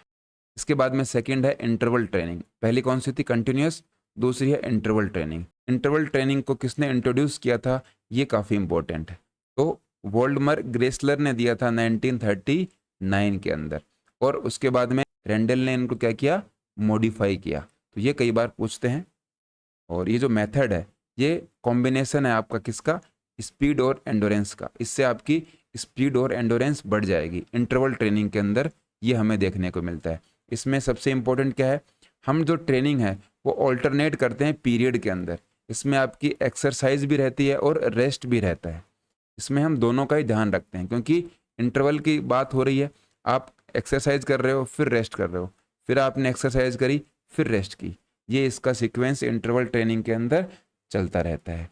अगर हम बात करें ये काम कैसे करती है, तो इंटेंस जो एक्सरसाइज रहते हैं, जैसे कि स्प्रिंट है, आप तेज़ जो दौड़ लगाते हो, उसके अंदर आपका रेस्ट है, और लो इंटेंसिटी एक्सरसाइज आ जाती हैं। जैसे कि आपको बोल दिया 200 मीटर भाग के आओ, तो 200 मीटर आपने रनिंग करी, उसके बाद में आपको बोल दिया कि आपको क्या करना है, अब 100 मीटर की जॉगिंग करनी है। आपने 100 मीटर की जॉगिंग कर ली, उसके बाद में आपको क्या बोल दिया, 1 मिनट का रेस्ट करो। इस तरीके से ये कॉम्बिनेशन चलता रहता है। ये जैसे ही साइकिल कंप्लीट होती है, वापस आप स्टार्ट कर देते हो 200 मीटर रनिंग, 100 मीटर की जॉगिंग और 1 मिनट का रेस्ट। इस तरीके से ये इंटरवल ट्रेनिंग काम करती है। एग्जाम्पल यहाँ पर दे भी रखा है, यहाँ पर एग्जाम्पल जैसा कि मैंने आपको बताया है। इसके बाद में कौन कौन से फैक्टर्स इसके अंदर हमें देखने होते हैं, तो आपकी जो एक्सरसाइज है उसकी डिस्टेंस, आपकी स्पीड, ड्यूरेशन आपका काम, और आपका जो रेस्ट है वो आपने कितनी रिपीटेशन दी है, और आपका जो हार्ट रेट है वो एक्सरसाइज और रेस्ट के टाइम पर कितना रहा है, ये इंटरवल ट्रेनिंग के अंदर हम देखते हैं। क्योंकि आपने एक्सरसाइज कितने टाइम तक करी है, रेस्ट कितना किया है, उस एक्सरसाइज को कितनी बार किया है, और उस एक्सरसाइज करने पर आपकी हार्ट रेट क्या थी, और रेस्ट के टाइम पर आपकी हार्ट रेट क्या थी, ये सभी हम इंटरवल ट्रेनिंग के अंदर देखते हैं फैक्टर्स। एडवांटेजेस क्या हैं? More work can be done in A shorter time. एक छोटे टाइम फ्रेम में या फिर कम टाइम में हम ज़्यादा काम कर पाते हैं, ज़्यादा एक्सरसाइज कर पाते हैं। ये किसके लिए बेनिफिशियल है? हमारा जो रेस्पिरेटरी सिस्टम है और जो सर्कुलेटरी सिस्टम है, इन दोनों के लिए बेनिफिशियल है। और हमारी जो प्रोग्रेस है उसको हम इजीली मेज़र कर सकते हैं। हमारी जो परफॉर्मेंस है, एथलीट्स हैं, वो अपनी परफॉर्मेंस को पीक लेवल तक जल्दी लेकर चले जा सकते हैं। डिसएडवांटेजेस की बात करें तो इसके अंदर हमारी जो इंजरी की रिस्क है वो ज़्यादा रहती है, क्योंकि ये एक इंटेंस एफर्ट है। इसके बाद में हार्ट की प्रॉब्लम जिनको है वो भी हमें देखने को मिलती है। Heart problems if not monitored properly, अगर हमने इसका ध्यान नहीं रखा, मॉनिटर इनको नहीं रखा, जो भी एथलीट्स काम कर रहे हैं उनको, तो हार्ट की प्रॉब्लम हमें देखने को मिल सकती हैं। ये हमारी कौन सी ट्रेनिंग हो गई? Interval training. तीसरी है फार्ट लेग ट्रेनिंग, जो कि इम्पोर्टेंट भी है। फार्ट लेग को एक स्वीडिश टर्म है जिसको बोलते हैं स्पीड प्ले। इसके अंदर क्या रहता है, हम स्पीड के साथ खेलते हैं। कहाँ से आई है? स्वीडन से आई है, और इसको इंट्रोड्यूस किया था ओ एस्ट्रैंड और गोस्टा होलनर ने। ये देखिए होलनर नाम है, कई जगह आपको होलमर भी मिलेगा, कंफ्यूज नहीं होना है। होलनर नाम हमारी सीबीएसई की बुक्स में दिया हुआ है। ये कंबाइन एक एक्सरसाइज का एक रूप होता है, एरोबिक और एनएरोबिक का। फार्टलेग इसलिए इंपॉर्टेंट है क्योंकि इसके अंदर दोनों का कॉम्बिनेशन है, एरोबिक का भी कॉम्बिनेशन है और एनएरोबिक एक्सरसाइज का भी कॉम्बिनेशन हमें देखने को मिलता है। अब देखिए ये काम कैसे करती है। तो फार्टलेग ट्रेनिंग के अंदर आपकी जो रनिंग की स्पीड है वो फास्ट भी रहती है और स्लो भी रहती है, अलग अलग टेरेन्स में। टेरेन मतलब आप इसके अंदर रोड पे भी दौड़ते हो, मिट्टी या फिर सैंड पर भी दौड़ते हो, और माउंटेन के ऊपर भी दौड़ते हो, इसका कोई ऐसा नहीं रहता, और ट्रैक के ऊपर भी दौड़ सकते हो। इसमें अलग अलग टेरेन, अलग अलग सरफेस पे हमें दौड़ना रहता है। Runner can choose when to increase और डिक्रीज द इंटेंसिटी। ये जो दौड़ लगाते हैं हम, उस रनर के ऊपर डिपेंड करता है कि उस इंटेंसिटी को इंक्रीज करना है या फिर उसको कम करना है। ये फ्लेक्सिबल रहता है, इसमें आपको ये नहीं बोला जाता कि अब आपको ये काम करना है, आप अपने अकॉर्डिंग उसको कम ज़्यादा कर सकते हो। इसके बाद में एग्जाम्पल की बात करें तो ए रनर में स्प्रिंट अप ए हिल, एक रनर है वो हिल के ऊपर या फिर पहाड़ी पर स्प्रिंट कर सकता है, जॉगिंग कर सकता है प्लेन सरफेस पर, और इस पैटर्न को रिपीट कर सकता है 45 मिनट्स या फिर इससे भी ज़्यादा टाइम तक, क्योंकि फार्टलैंग के अंदर हमारे ऊपर ये डिपेंड करता है, ये फ्लेक्सिबिलिटी मिलती है कि हमें इस एक्टिविटी को किस तरीके से करना है, कब हमें तेज़ दौड़ना है, कब हमें कम दौड़ना है, कौन सी जगह पर हमें कितना एफर्ट लगाना है। एडवांटेजेस की अगर बात करें तो इससे आपकी जो कार्डियोवैस्कुलर एंडोरेंस है वो इम्प्रूव होती है, और एरोबिक के साथ साथ एनएरोबिक फिटनेस भी आपकी डेवलप होती है। इसके साथ साथ इंक्रीजेज बॉडी वर्सेटिलिटी और एडेप्टेबिलिटी, आप वर्सेटाइल होते हो, अलग अलग एक्टिविटीज़ में आप पार्टिसिपेट कर पाओगे जब आप इस ट्रेनिंग मेथड को यूज़ करते हो तो, और आप जल्दी अडेप्ट कर लोगे अलग अलग ट्रेनिंग एक्सरसाइजेज को। फ्लेक्सिबल रहती है, जो एथलीट है उसकी नीड के अकॉर्डिंग, उसको जितना वर्कआउट करना है उसके अकॉर्डिंग ये फ्लेक्सिबल है, आपको बाउंड नहीं किया जाता कि आपको ये एक्टिविटी इसी तरीके से करनी है। अगर हम डिसएडवांटेजेस की बात करें तो it can be difficult to measure exact effort और प्रोग्रेस, कोई कितना एफर्ट लगा रहा है और उसकी प्रोग्रेस क्या है उसको मेजर करना इसके अंदर थोड़ा सा मुश्किल रहता है। कई बार इंजरी और एक्सीडेंट के चांसेस भी हमें देखने को मिलते हैं, क्योंकि अनइवन टेरेंस रहते हैं, कई बार पहाड़ियाँ हैं वो ऊबड़ खाबड़ या फिर खड्डे हमें देखने को मिलते हैं, वहाँ पर अगर हमने अपनी स्पीड बढ़ा दी तो भी हमें इंजरी आ सकती है। इस तरीके से यह आपका क्या हो जाता है, फार्टलैग मेथड हो जाता है। इसके बाद में 10.3 के अंदर ही स्पीड हमारे एक टॉपिक है, स्पीड को भी हम समझ सकते हैं कि स्पीड क्या होती है। तो ये होती है rate of change of position of an object in any direction, कोई भी जो ऑब्जेक्ट किसी भी डायरेक्शन के अंदर अपनी जो पोजीशन है उसको चेंज करता है उसको हम स्पीड बोलते हैं। या फिर ये एक एबिलिटी है, cover a specific distance in the shortest possible time, बहुत ही कम टाइम के अंदर एक जो डिस्टेंस है जो उसको दी गई है उसको कवर करता है, उसको हम स्पीड बोलते हैं। अलग अलग इसकी डेफिनेशंस हो सकती हैं। इसमें क्या है, बॉडीज कैपेसिटी और any part of it to move with greatest possible velocity, हम इसके अंदर हमारी पूरी ताकत से दौड़ते हैं। टाइप्स ऑफ स्पीड की अगर बात करें तो मेनली स्पीड 3 टाइप की होती है, इसको हम देखेंगे। सबसे पहले अगर बात करें तो है रिएक्शन स्पीड।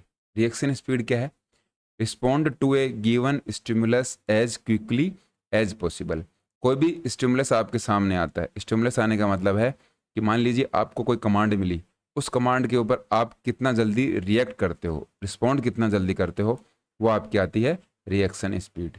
अब ये भी 2 टाइप की होती है, एक तो है सिंपल रिएक्शन स्पीड, इसके अंदर क्या है, respond to a non signal. Non signal का मतलब है कि मान लीजिए कोई स्प्रिंट रेस करने वाला खिलाड़ी है, जैसे ही गन का शॉट हुआ, स्टार्टर की जो गन है उसका शॉट हुआ, उसको सुनते ही वो क्या करता है, दौड़ना शुरू कर देता है।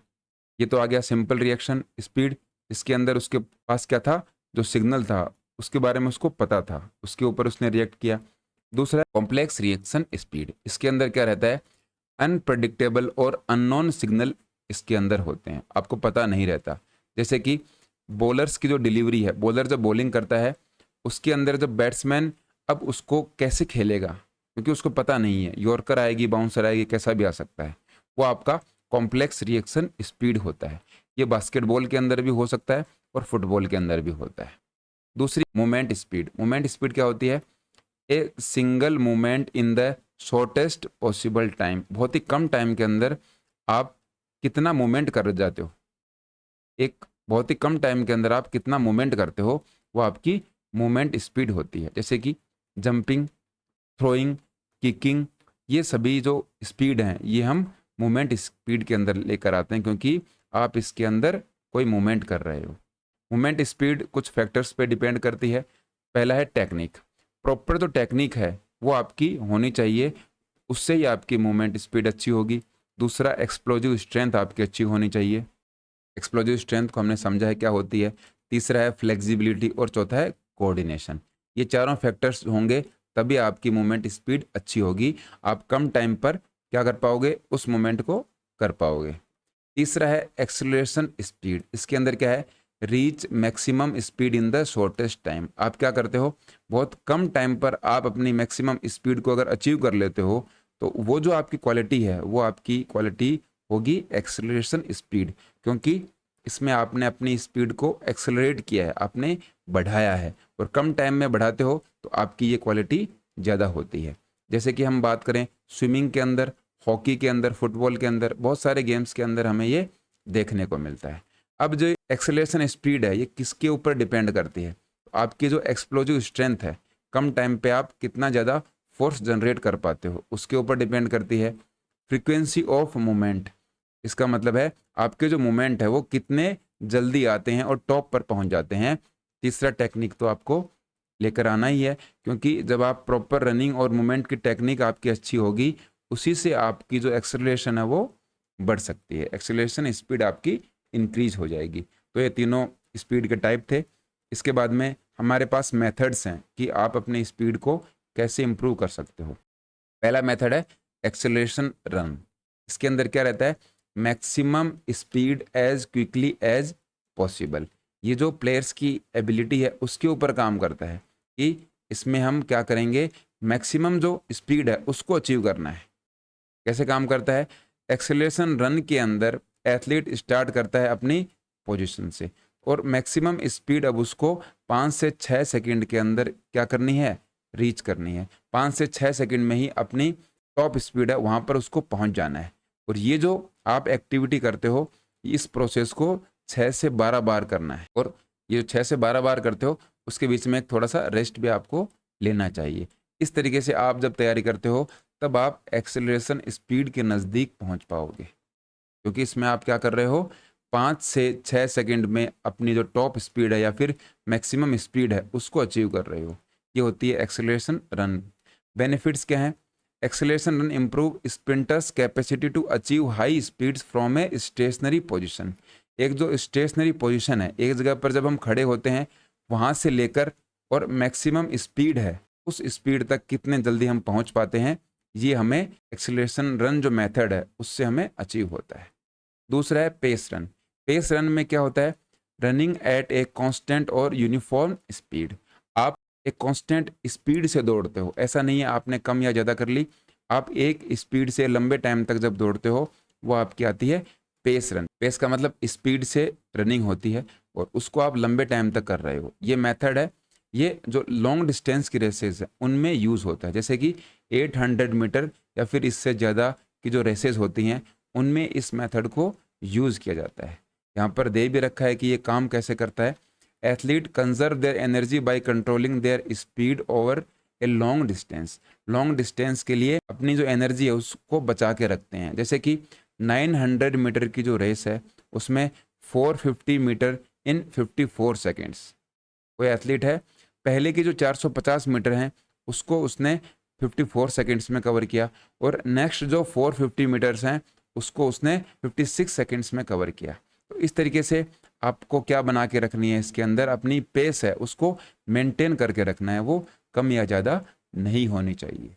अगर बेनिफिट की बात करें तो ये हमारी एंडोरेंस और एक्सप्लोजिव स्ट्रेंथ को इम्प्रूव करती है। इस तरीके से ये दो मेथड थे, एक्सेलरेशन रन और पेस रन। इन दोनों से क्या हो सकता है, स्पीड को हम इम्प्रूव कर सकते हैं। इसके बाद में है फ्लेक्सिबिलिटी। तो फ्लेक्सिबिलिटी तो आपका जो जॉइंट है उसकी एबिलिटी होती है, ability of a joint to move freely through a full range of motion. आपका जो जॉइंट है वो कितना मोशन कर सकता है या फिर कितनी दूरी तय कर सकता है, उसको हम फ्लेक्सिबिलिटी बोलते हैं। इनके बारे में बाकी डिटेल हैं वो भी दे रखी हैं कि आपका जो एज है उसके ऊपर डिपेंड करता है, टेंडन लिगामेंट्स हैं उनके ऊपर डिपेंड करता है, आपका जो जॉइंट का स्ट्रक्चर है उसके ऊपर फ्लेक्सिबिलिटी डिपेंड करती है। फ्लेक्सिबिलिटी दो टाइप की होती है, एक तो पैसिव और एक एक्टिव। पैसिव क्या होती है, पैसिव फ्लेक्सिबिलिटी के अंदर हम एक्सटर्नल की हेल्प से हमारी बॉडी को फ्लेक्सिबल कर रहे होते हैं, वो है पैसिव फ्लेक्सिबिलिटी। डायग्राम से समझेंगे तब आपको और समझ में आ जाएगा। दूसरा क्या है, एक्टिव फ्लेक्सिबिलिटी। एक्टिव फ्लेक्सिबिलिटी में विदाउट यूजिंग एक्सटर्नल सपोर्ट। आप पहले डायग्राम देख लीजिए, ये देखिए, ये है एक्टिव फ्लेक्सिबिलिटी। इसके अंदर कोई भी सपोर्ट नहीं है, ये जो लेडी हैं अकेली ही अपने एक्सरसाइज को परफॉर्म कर रही हैं, ये एक्टिव फ्लेक्सिबिलिटी है। और यहाँ पर किसी दूसरे की हेल्प ली जा रही है, ये है पैसिव।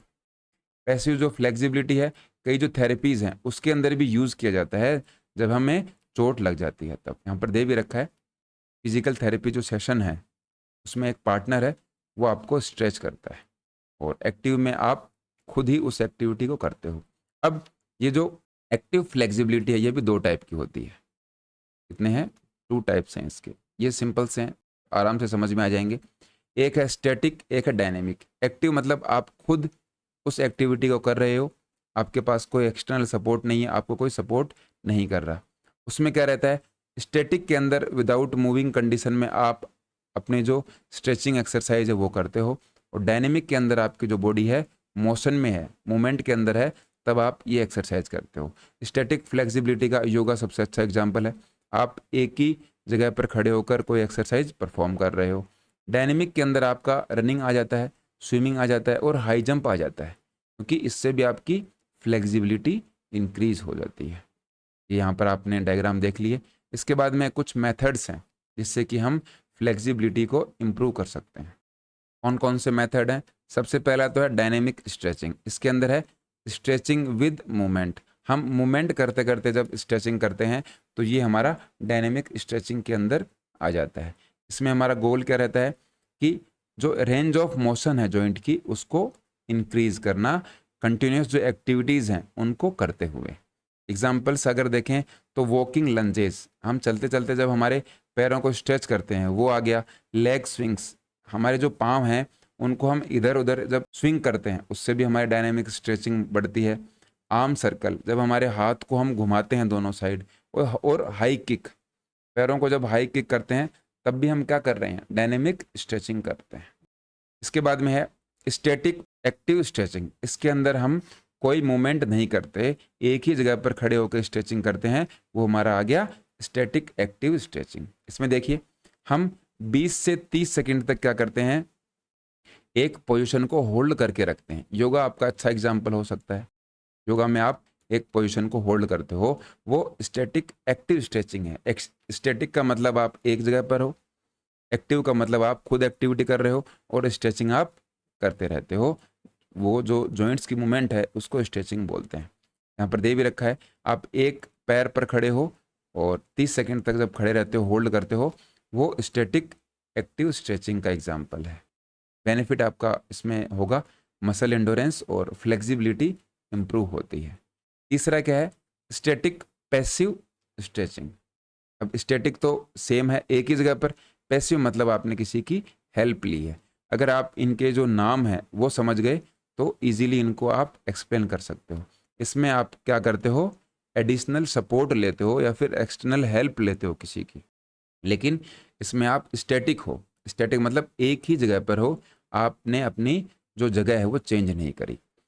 चौथा है बैलिस्टिक। बैलिस्टिक के अंदर आप जर्किंग मूवमेंट करते हो, एक बार बहुत ज़्यादा ताकत लगाकर एक मूवमेंट करते हो और उस मूवमेंट को आप होल्ड करते हो।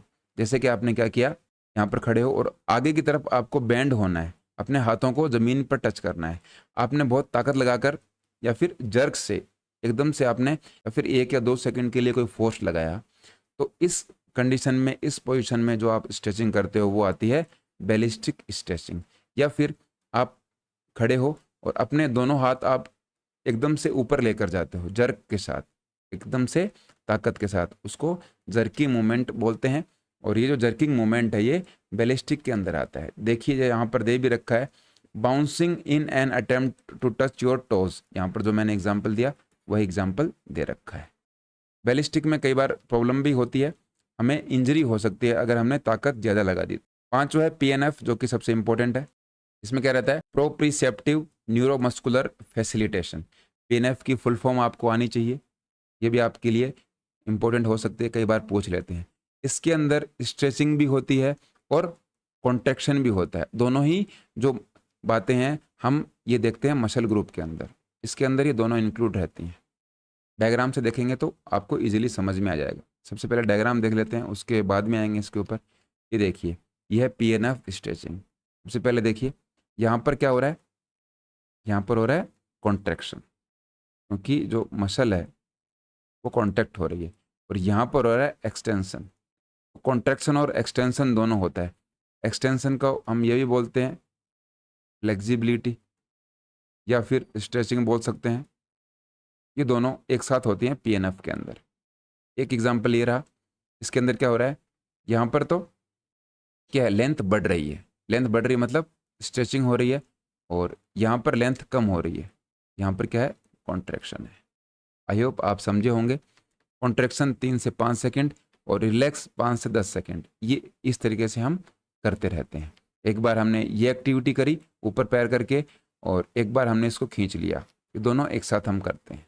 यही पीएनएफ के अंदर हमने देखा था। क्या है, देखो इसका procedure, muscle group is initially stretch, सबसे पहले हम स्ट्रेच करते हैं, उसके बाद में एथलीट क्या करता है, कॉन्ट्रैक्ट करता है, जो मसल उनकी स्ट्रेच हुई है उसको 8 से 10 सेकंड तक कॉन्ट्रैक्ट करता है, या फिर जो पार्टनर है वो उसके ऊपर फोर्स अप्लाई करता है।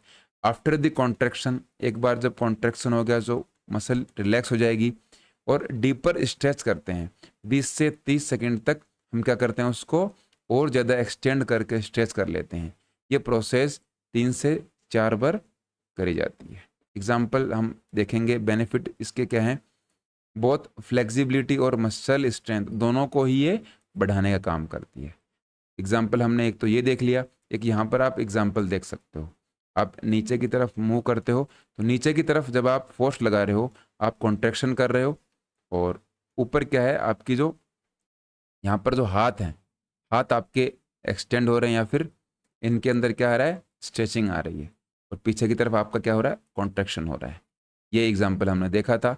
एक एग्जाम्पल ये रहा, ये सारे पीएनएफ स्ट्रेचिंग के एग्जाम्पल है। इसमें देखिए क्या हो रहा है, ये जो पार्ट है आपका, ये पार्ट है, ये हो रहा है कॉन्ट्रैक्ट, और ये वाला पार्ट हो रहा है स्ट्रेच।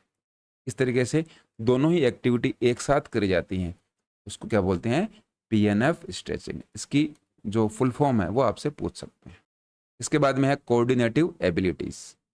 कोऑर्डिनेटिव एबिलिटीज़ क्या होते हैं, सबसे पहले इनको एजिलिटी बोला जाता था, एजिलिटी मतलब फुर्ती, लेकिन 1980s के अराउंड इसको चेंज करके हमने क्या बोलना शुरू कर दिया, कोऑर्डिनेटिव एबिलिटीज़। बहुत सारी एबिलिटीज़ हैं, ये डिपेंड करती हैं हमारे सेंट्रल नर्वस सिस्टम के ऊपर, सीएनएस के ऊपर डिपेंड करती हैं, इसलिए इनका जो इंटीग्रेशन है वो हमारे जो सेंस होते हैं और मसल्स होते हैं इनके ऊपर रहता है। ये दोनों मिलकर हमारी कोऑर्डिनेटिव एबिलिटीज़ को बनाते हैं।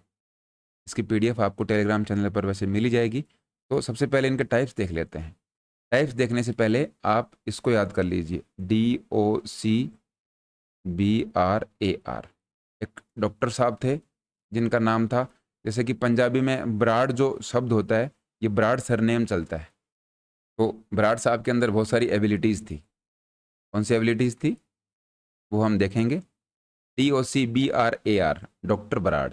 इससे आपकी ये जो 1 2 3 4 5 6 7 जो एबिलिटीज़ हैं वो आपको याद हो जाएंगी। एक एक करके देखते हैं। सबसे पहले है डिफ्रेंसिएशन एबिलिटी। ये जो एबिलिटी होती है, हर एक पर्सन की जो एबिलिटीज़ हैं उनको हम देखेंगे। तो डिफ्रेंसिएशन एबिलिटी के अंदर high level of fine tuning in moments, आपकी जो मोमेंट्स हैं वो कितने हाई लेवल तक जा चुकी हैं उसको हम डिफ्रेंसिएशन एबिलिटी के अंदर देखते हैं। जैसे कि एक फुटबॉल का प्लेयर है, वो एडजस्ट करता है अपने फुट के एंगल को एक्यूरेट पास देने के लिए। ये धीरे धीरे आपकी जो स्किल है वो डेवलप होगी। इसके लिए यहाँ पर क्या बात की गई है, हाई लेवल की ट्यूनिंग। इसके बाद में दूसरी है ओरिएंटेशन एबिलिटी। ओरिएंटेशन एबिलिटी में क्या होता है, determine and change body position and movement. आपकी जो मूवमेंट है वो, और आप बॉडी को कितना जल्दी चेंज कर सकते हो रिलेटिंग टू स्पेस, अलग अलग पोजिशंस के अकॉर्डिंग, वो आपकी आती है ओरिएंटेशन एबिलिटी। तो डी हो गया, ओ हो गया, फिर है सी। सी पे क्या है, कपलिंग एबिलिटी। ये आपका जो कोऑर्डिनेशन है अलग अलग बॉडी पार्ट्स के साथ, कपलिंग का मतलब कपल करना, वो इसके अंदर आता है। चौथा है बैलेंस एबिलिटी। यहाँ पर ये बी है, ये आ गया आपकी बार। बैलेंस एबिलिटी के अंदर आप की जो मूवमेंट्स हैं उनके बीच में बैलेंस बनाने का काम होता है, इक्विलिब्रियम होना चाहिए आपके मूवमेंट्स में, ये हमें देखने को मिलता है। बैलेंस के बाद में है रिएक्शन एबिलिटी। रिएक्शन में react quickly and effectively to a stimulus, जो भी आपको कोई ऑर्डर या डायरेक्शन मिलती है उसके अकॉर्डिंग आप कितना जल्दी रिएक्ट करते हो, ये आता है रिएक्शन एबिलिटी के अंदर। ये दोनों हमने देखा भी था, सिंपल और कॉम्प्लेक्स। इसके बाद में है अडेप्टेशन एबिलिटी। कोई भी जो मूवमेंट है, अलग अलग सिचुएशंस के अकॉर्डिंग आप उन मूवमेंट्स को कितना जल्दी अडेप्ट करते हो, वो आती है अडेप्टेशन एबिलिटी। और सातवां है rhythm ability, perform movements in sync with A given rhythm. कोई भी रिदम है, जैसे कि डांस में हम रिदम की बात करते हैं और जिम्नास्टिक के अंदर हम रिदम की बात करेंगे। आप एक रिदम के अंदर कोई जो मूवमेंट है उनको कितने अच्छे तरीके से कर पाते हो, वो हम बात करेंगे रिदम एबिलिटीज़ के अंदर। तो ये 7 एबिलिटीज़ थी, इसको कोऑर्डिनेटिव एबिलिटीज़ कहा जाता है। आप इनको याद कर सकते हो डॉक्टर ब्राड का जो एक फुल फॉर्म है उससे जोड़ के। इसके बाद में कुछ मेथड्स हैं जिनसे आप कोऑर्डिनेटिव एबिलिटीज़ को इम्प्रूव कर सकते हो। सबसे पहला बॉल और बैलून पास है। उसमें आप एथलीट्स को कैच कराते हो और बैलून या बॉल को ऊपर फेंकते हो। ये देखिए यहाँ पर एक छोटा सा डायग्राम आपको दिखाई दे रहा होगा। इस डायग्राम से आप ये देख सकते हो कि बैलून नीचे अलग अलग तरीके से आता है। जहाँ से आपने उसको फेंका है वहाँ पर नहीं आएगा, अलग जगह पे पड़ेगा। तो ये बॉल और बैलून पास कोऑर्डिनेटिव एबिलिटी आपका इम्प्रूव करने का काम हो सकता है, क्योंकि इसके अंदर आपके हैंड, हेड, ये सभी इंक्लूड रहते हैं। इसके बाद में इसका एक एडवांस वर्जन है। आप छोटी बॉल ले सकते हो, जैसे कि टेनिस बॉल है, और टेबल टेनिस बॉल क्या है, बहुत हल्की बॉल रहती है, वो इधर उधर कहीं भी जा सकती है, अलग अलग एंगल पे जा सकती है। इससे प्लेयर की स्पीड, बॉडी पोजीशन बार बार चेंज होगी, वो हम इससे इम्प्रूव कर सकते हैं। दूसरा है जंप रोप। जंप रोप से क्या है, help synchronize hand foot eye movements.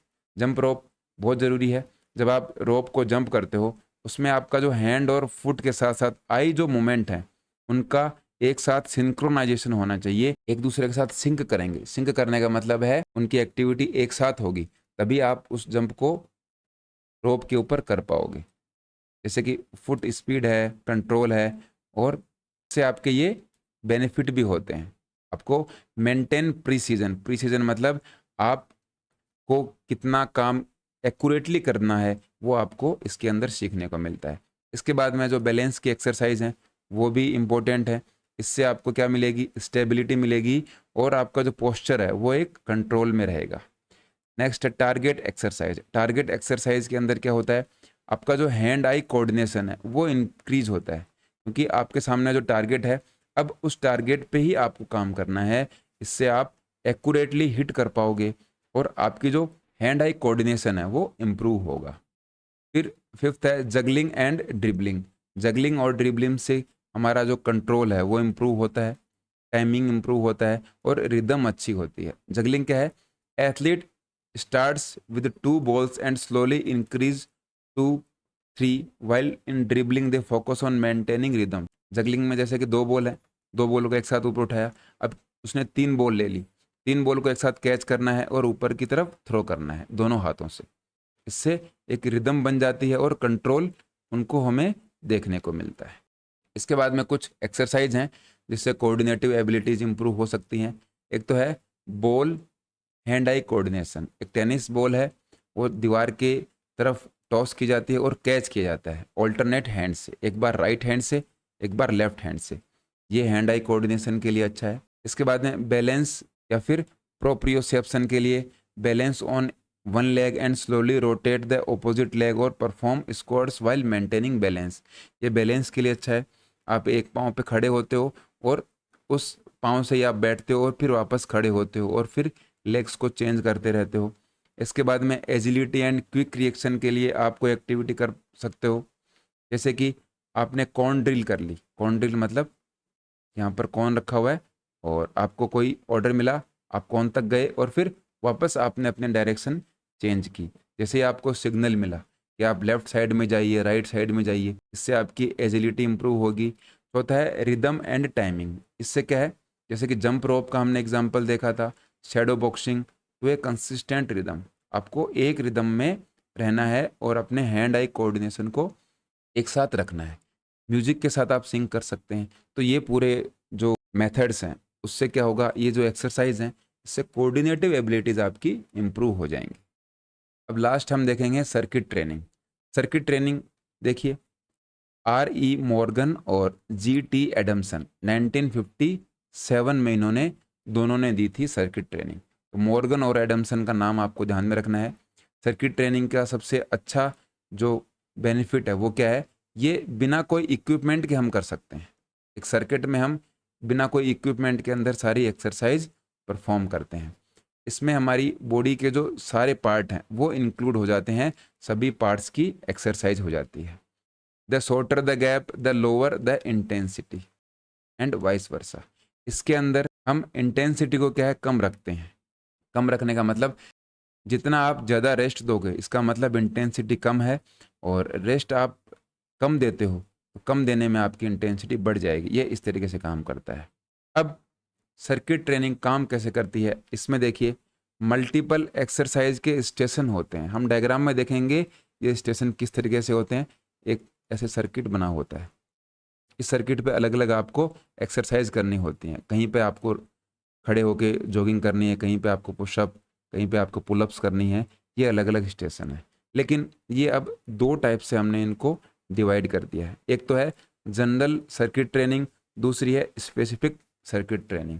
General में आपकी ओवरऑल फिटनेस है उसको देखा जाता है, स्पेसिफिक में हम क्या देखते हैं, और आपके जो स्पेसिफिक स्पोर्ट हैं जैसे कि फुटबॉल और बास्केटबॉल हैं उसकी स्किल को देखते हैं। सबसे पहले अगर हम बात करें कि कौन कौन सी एक्सरसाइज इसके अंदर इन्वॉल्व रहती हैं, तो अपर बॉडी और लोअर बॉडी की जो एक्सरसाइज आपको दे रखे हैं, जैसे कि अपर बॉडी में स्क्वाट बेंट हैं, bench press, back extension, medicine ball, chest pass, bent arm pull over, seated dips, bench lift, ये सभी अपर बॉडी के हैं। और यहाँ पर लोअर बॉडी की जो एक्सरसाइज हैं वो आपको दे रखी हैं। अब ये तो एक्सरसाइज हैं जिनकी हमें जानकारी होनी चाहिए, कई बार इनसे भी हमें क्वेश्चन पूछ लेते हैं, इनको आपको ध्यान में रखना है। ये जो एक्सरसाइज हैं अब सर्किट ट्रेनिंग में हम कैसे अप्लाई करेंगे वो देखते हैं।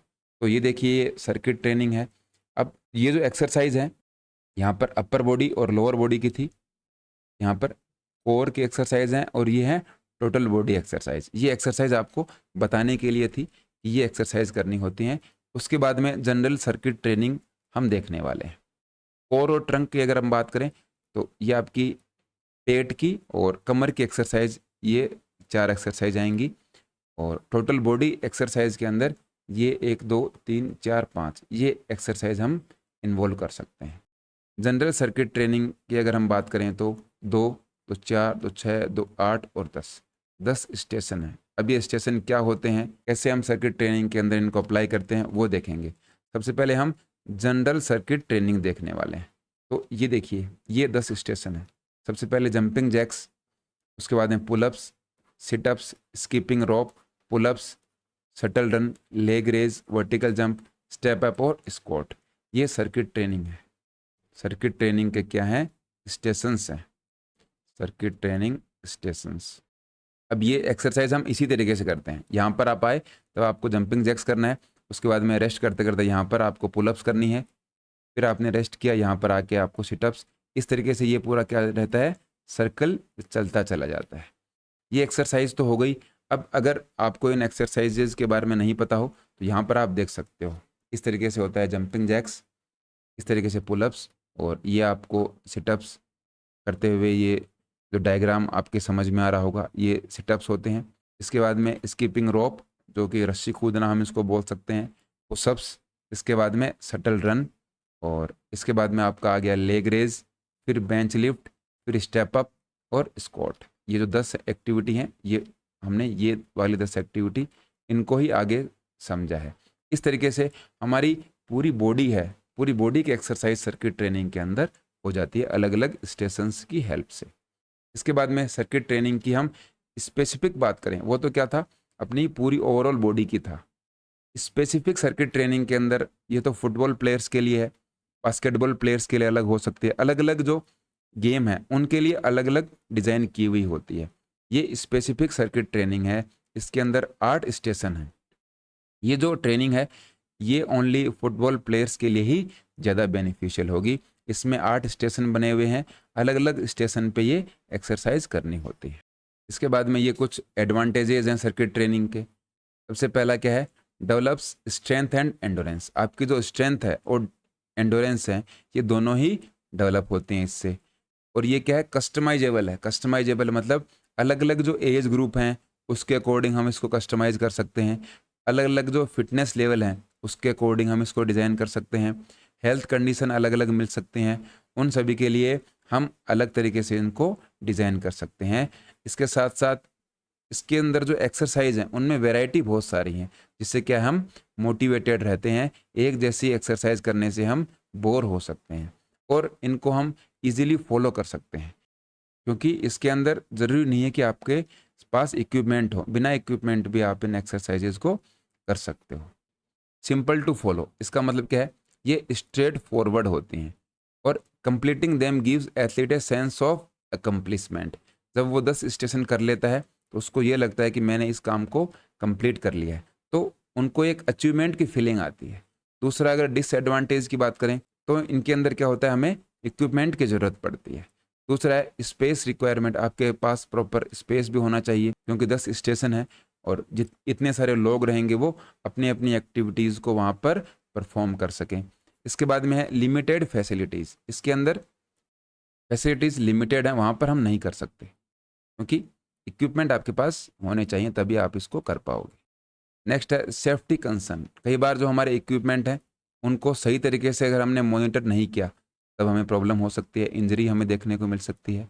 Not ideal for muscle mass growth. आपका जो मसल मास है उसको अगर ग्रोथ करना है तो उसके लिए ये सर्किट ट्रेनिंग अच्छी नहीं हो सकती। इसके बाद में इम्पोर्टेंस क्या है सर्किट ट्रेनिंग की, तो ये हमारा जो कार्डियोवैस्कुलर फिटनेस है उसको इन्हेंस करता है, मेटाबॉलिज्म इंक्रीज होती है, मसल इंडोरेंस बिल्ड होती है और हमारी स्ट्रेंथ इससे इंक्रीज होगी।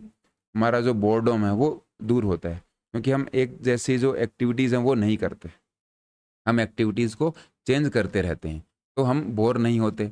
मैक्सिमम रिजल्ट आते हैं मिनिमम टाइम के अंदर। हमारी जो इंजरीज़ की रिस्क है वो रिड्यूस हो जाती है और फिजिक है वो हमारी टोन रहती है, क्योंकि इसके अंदर आपकी पूरी बॉडी जो है वो एक्सरसाइज कर रही है, पूरी बॉडी की जो मसल्स हैं वो एक साथ एक्सरसाइज कर रही हैं।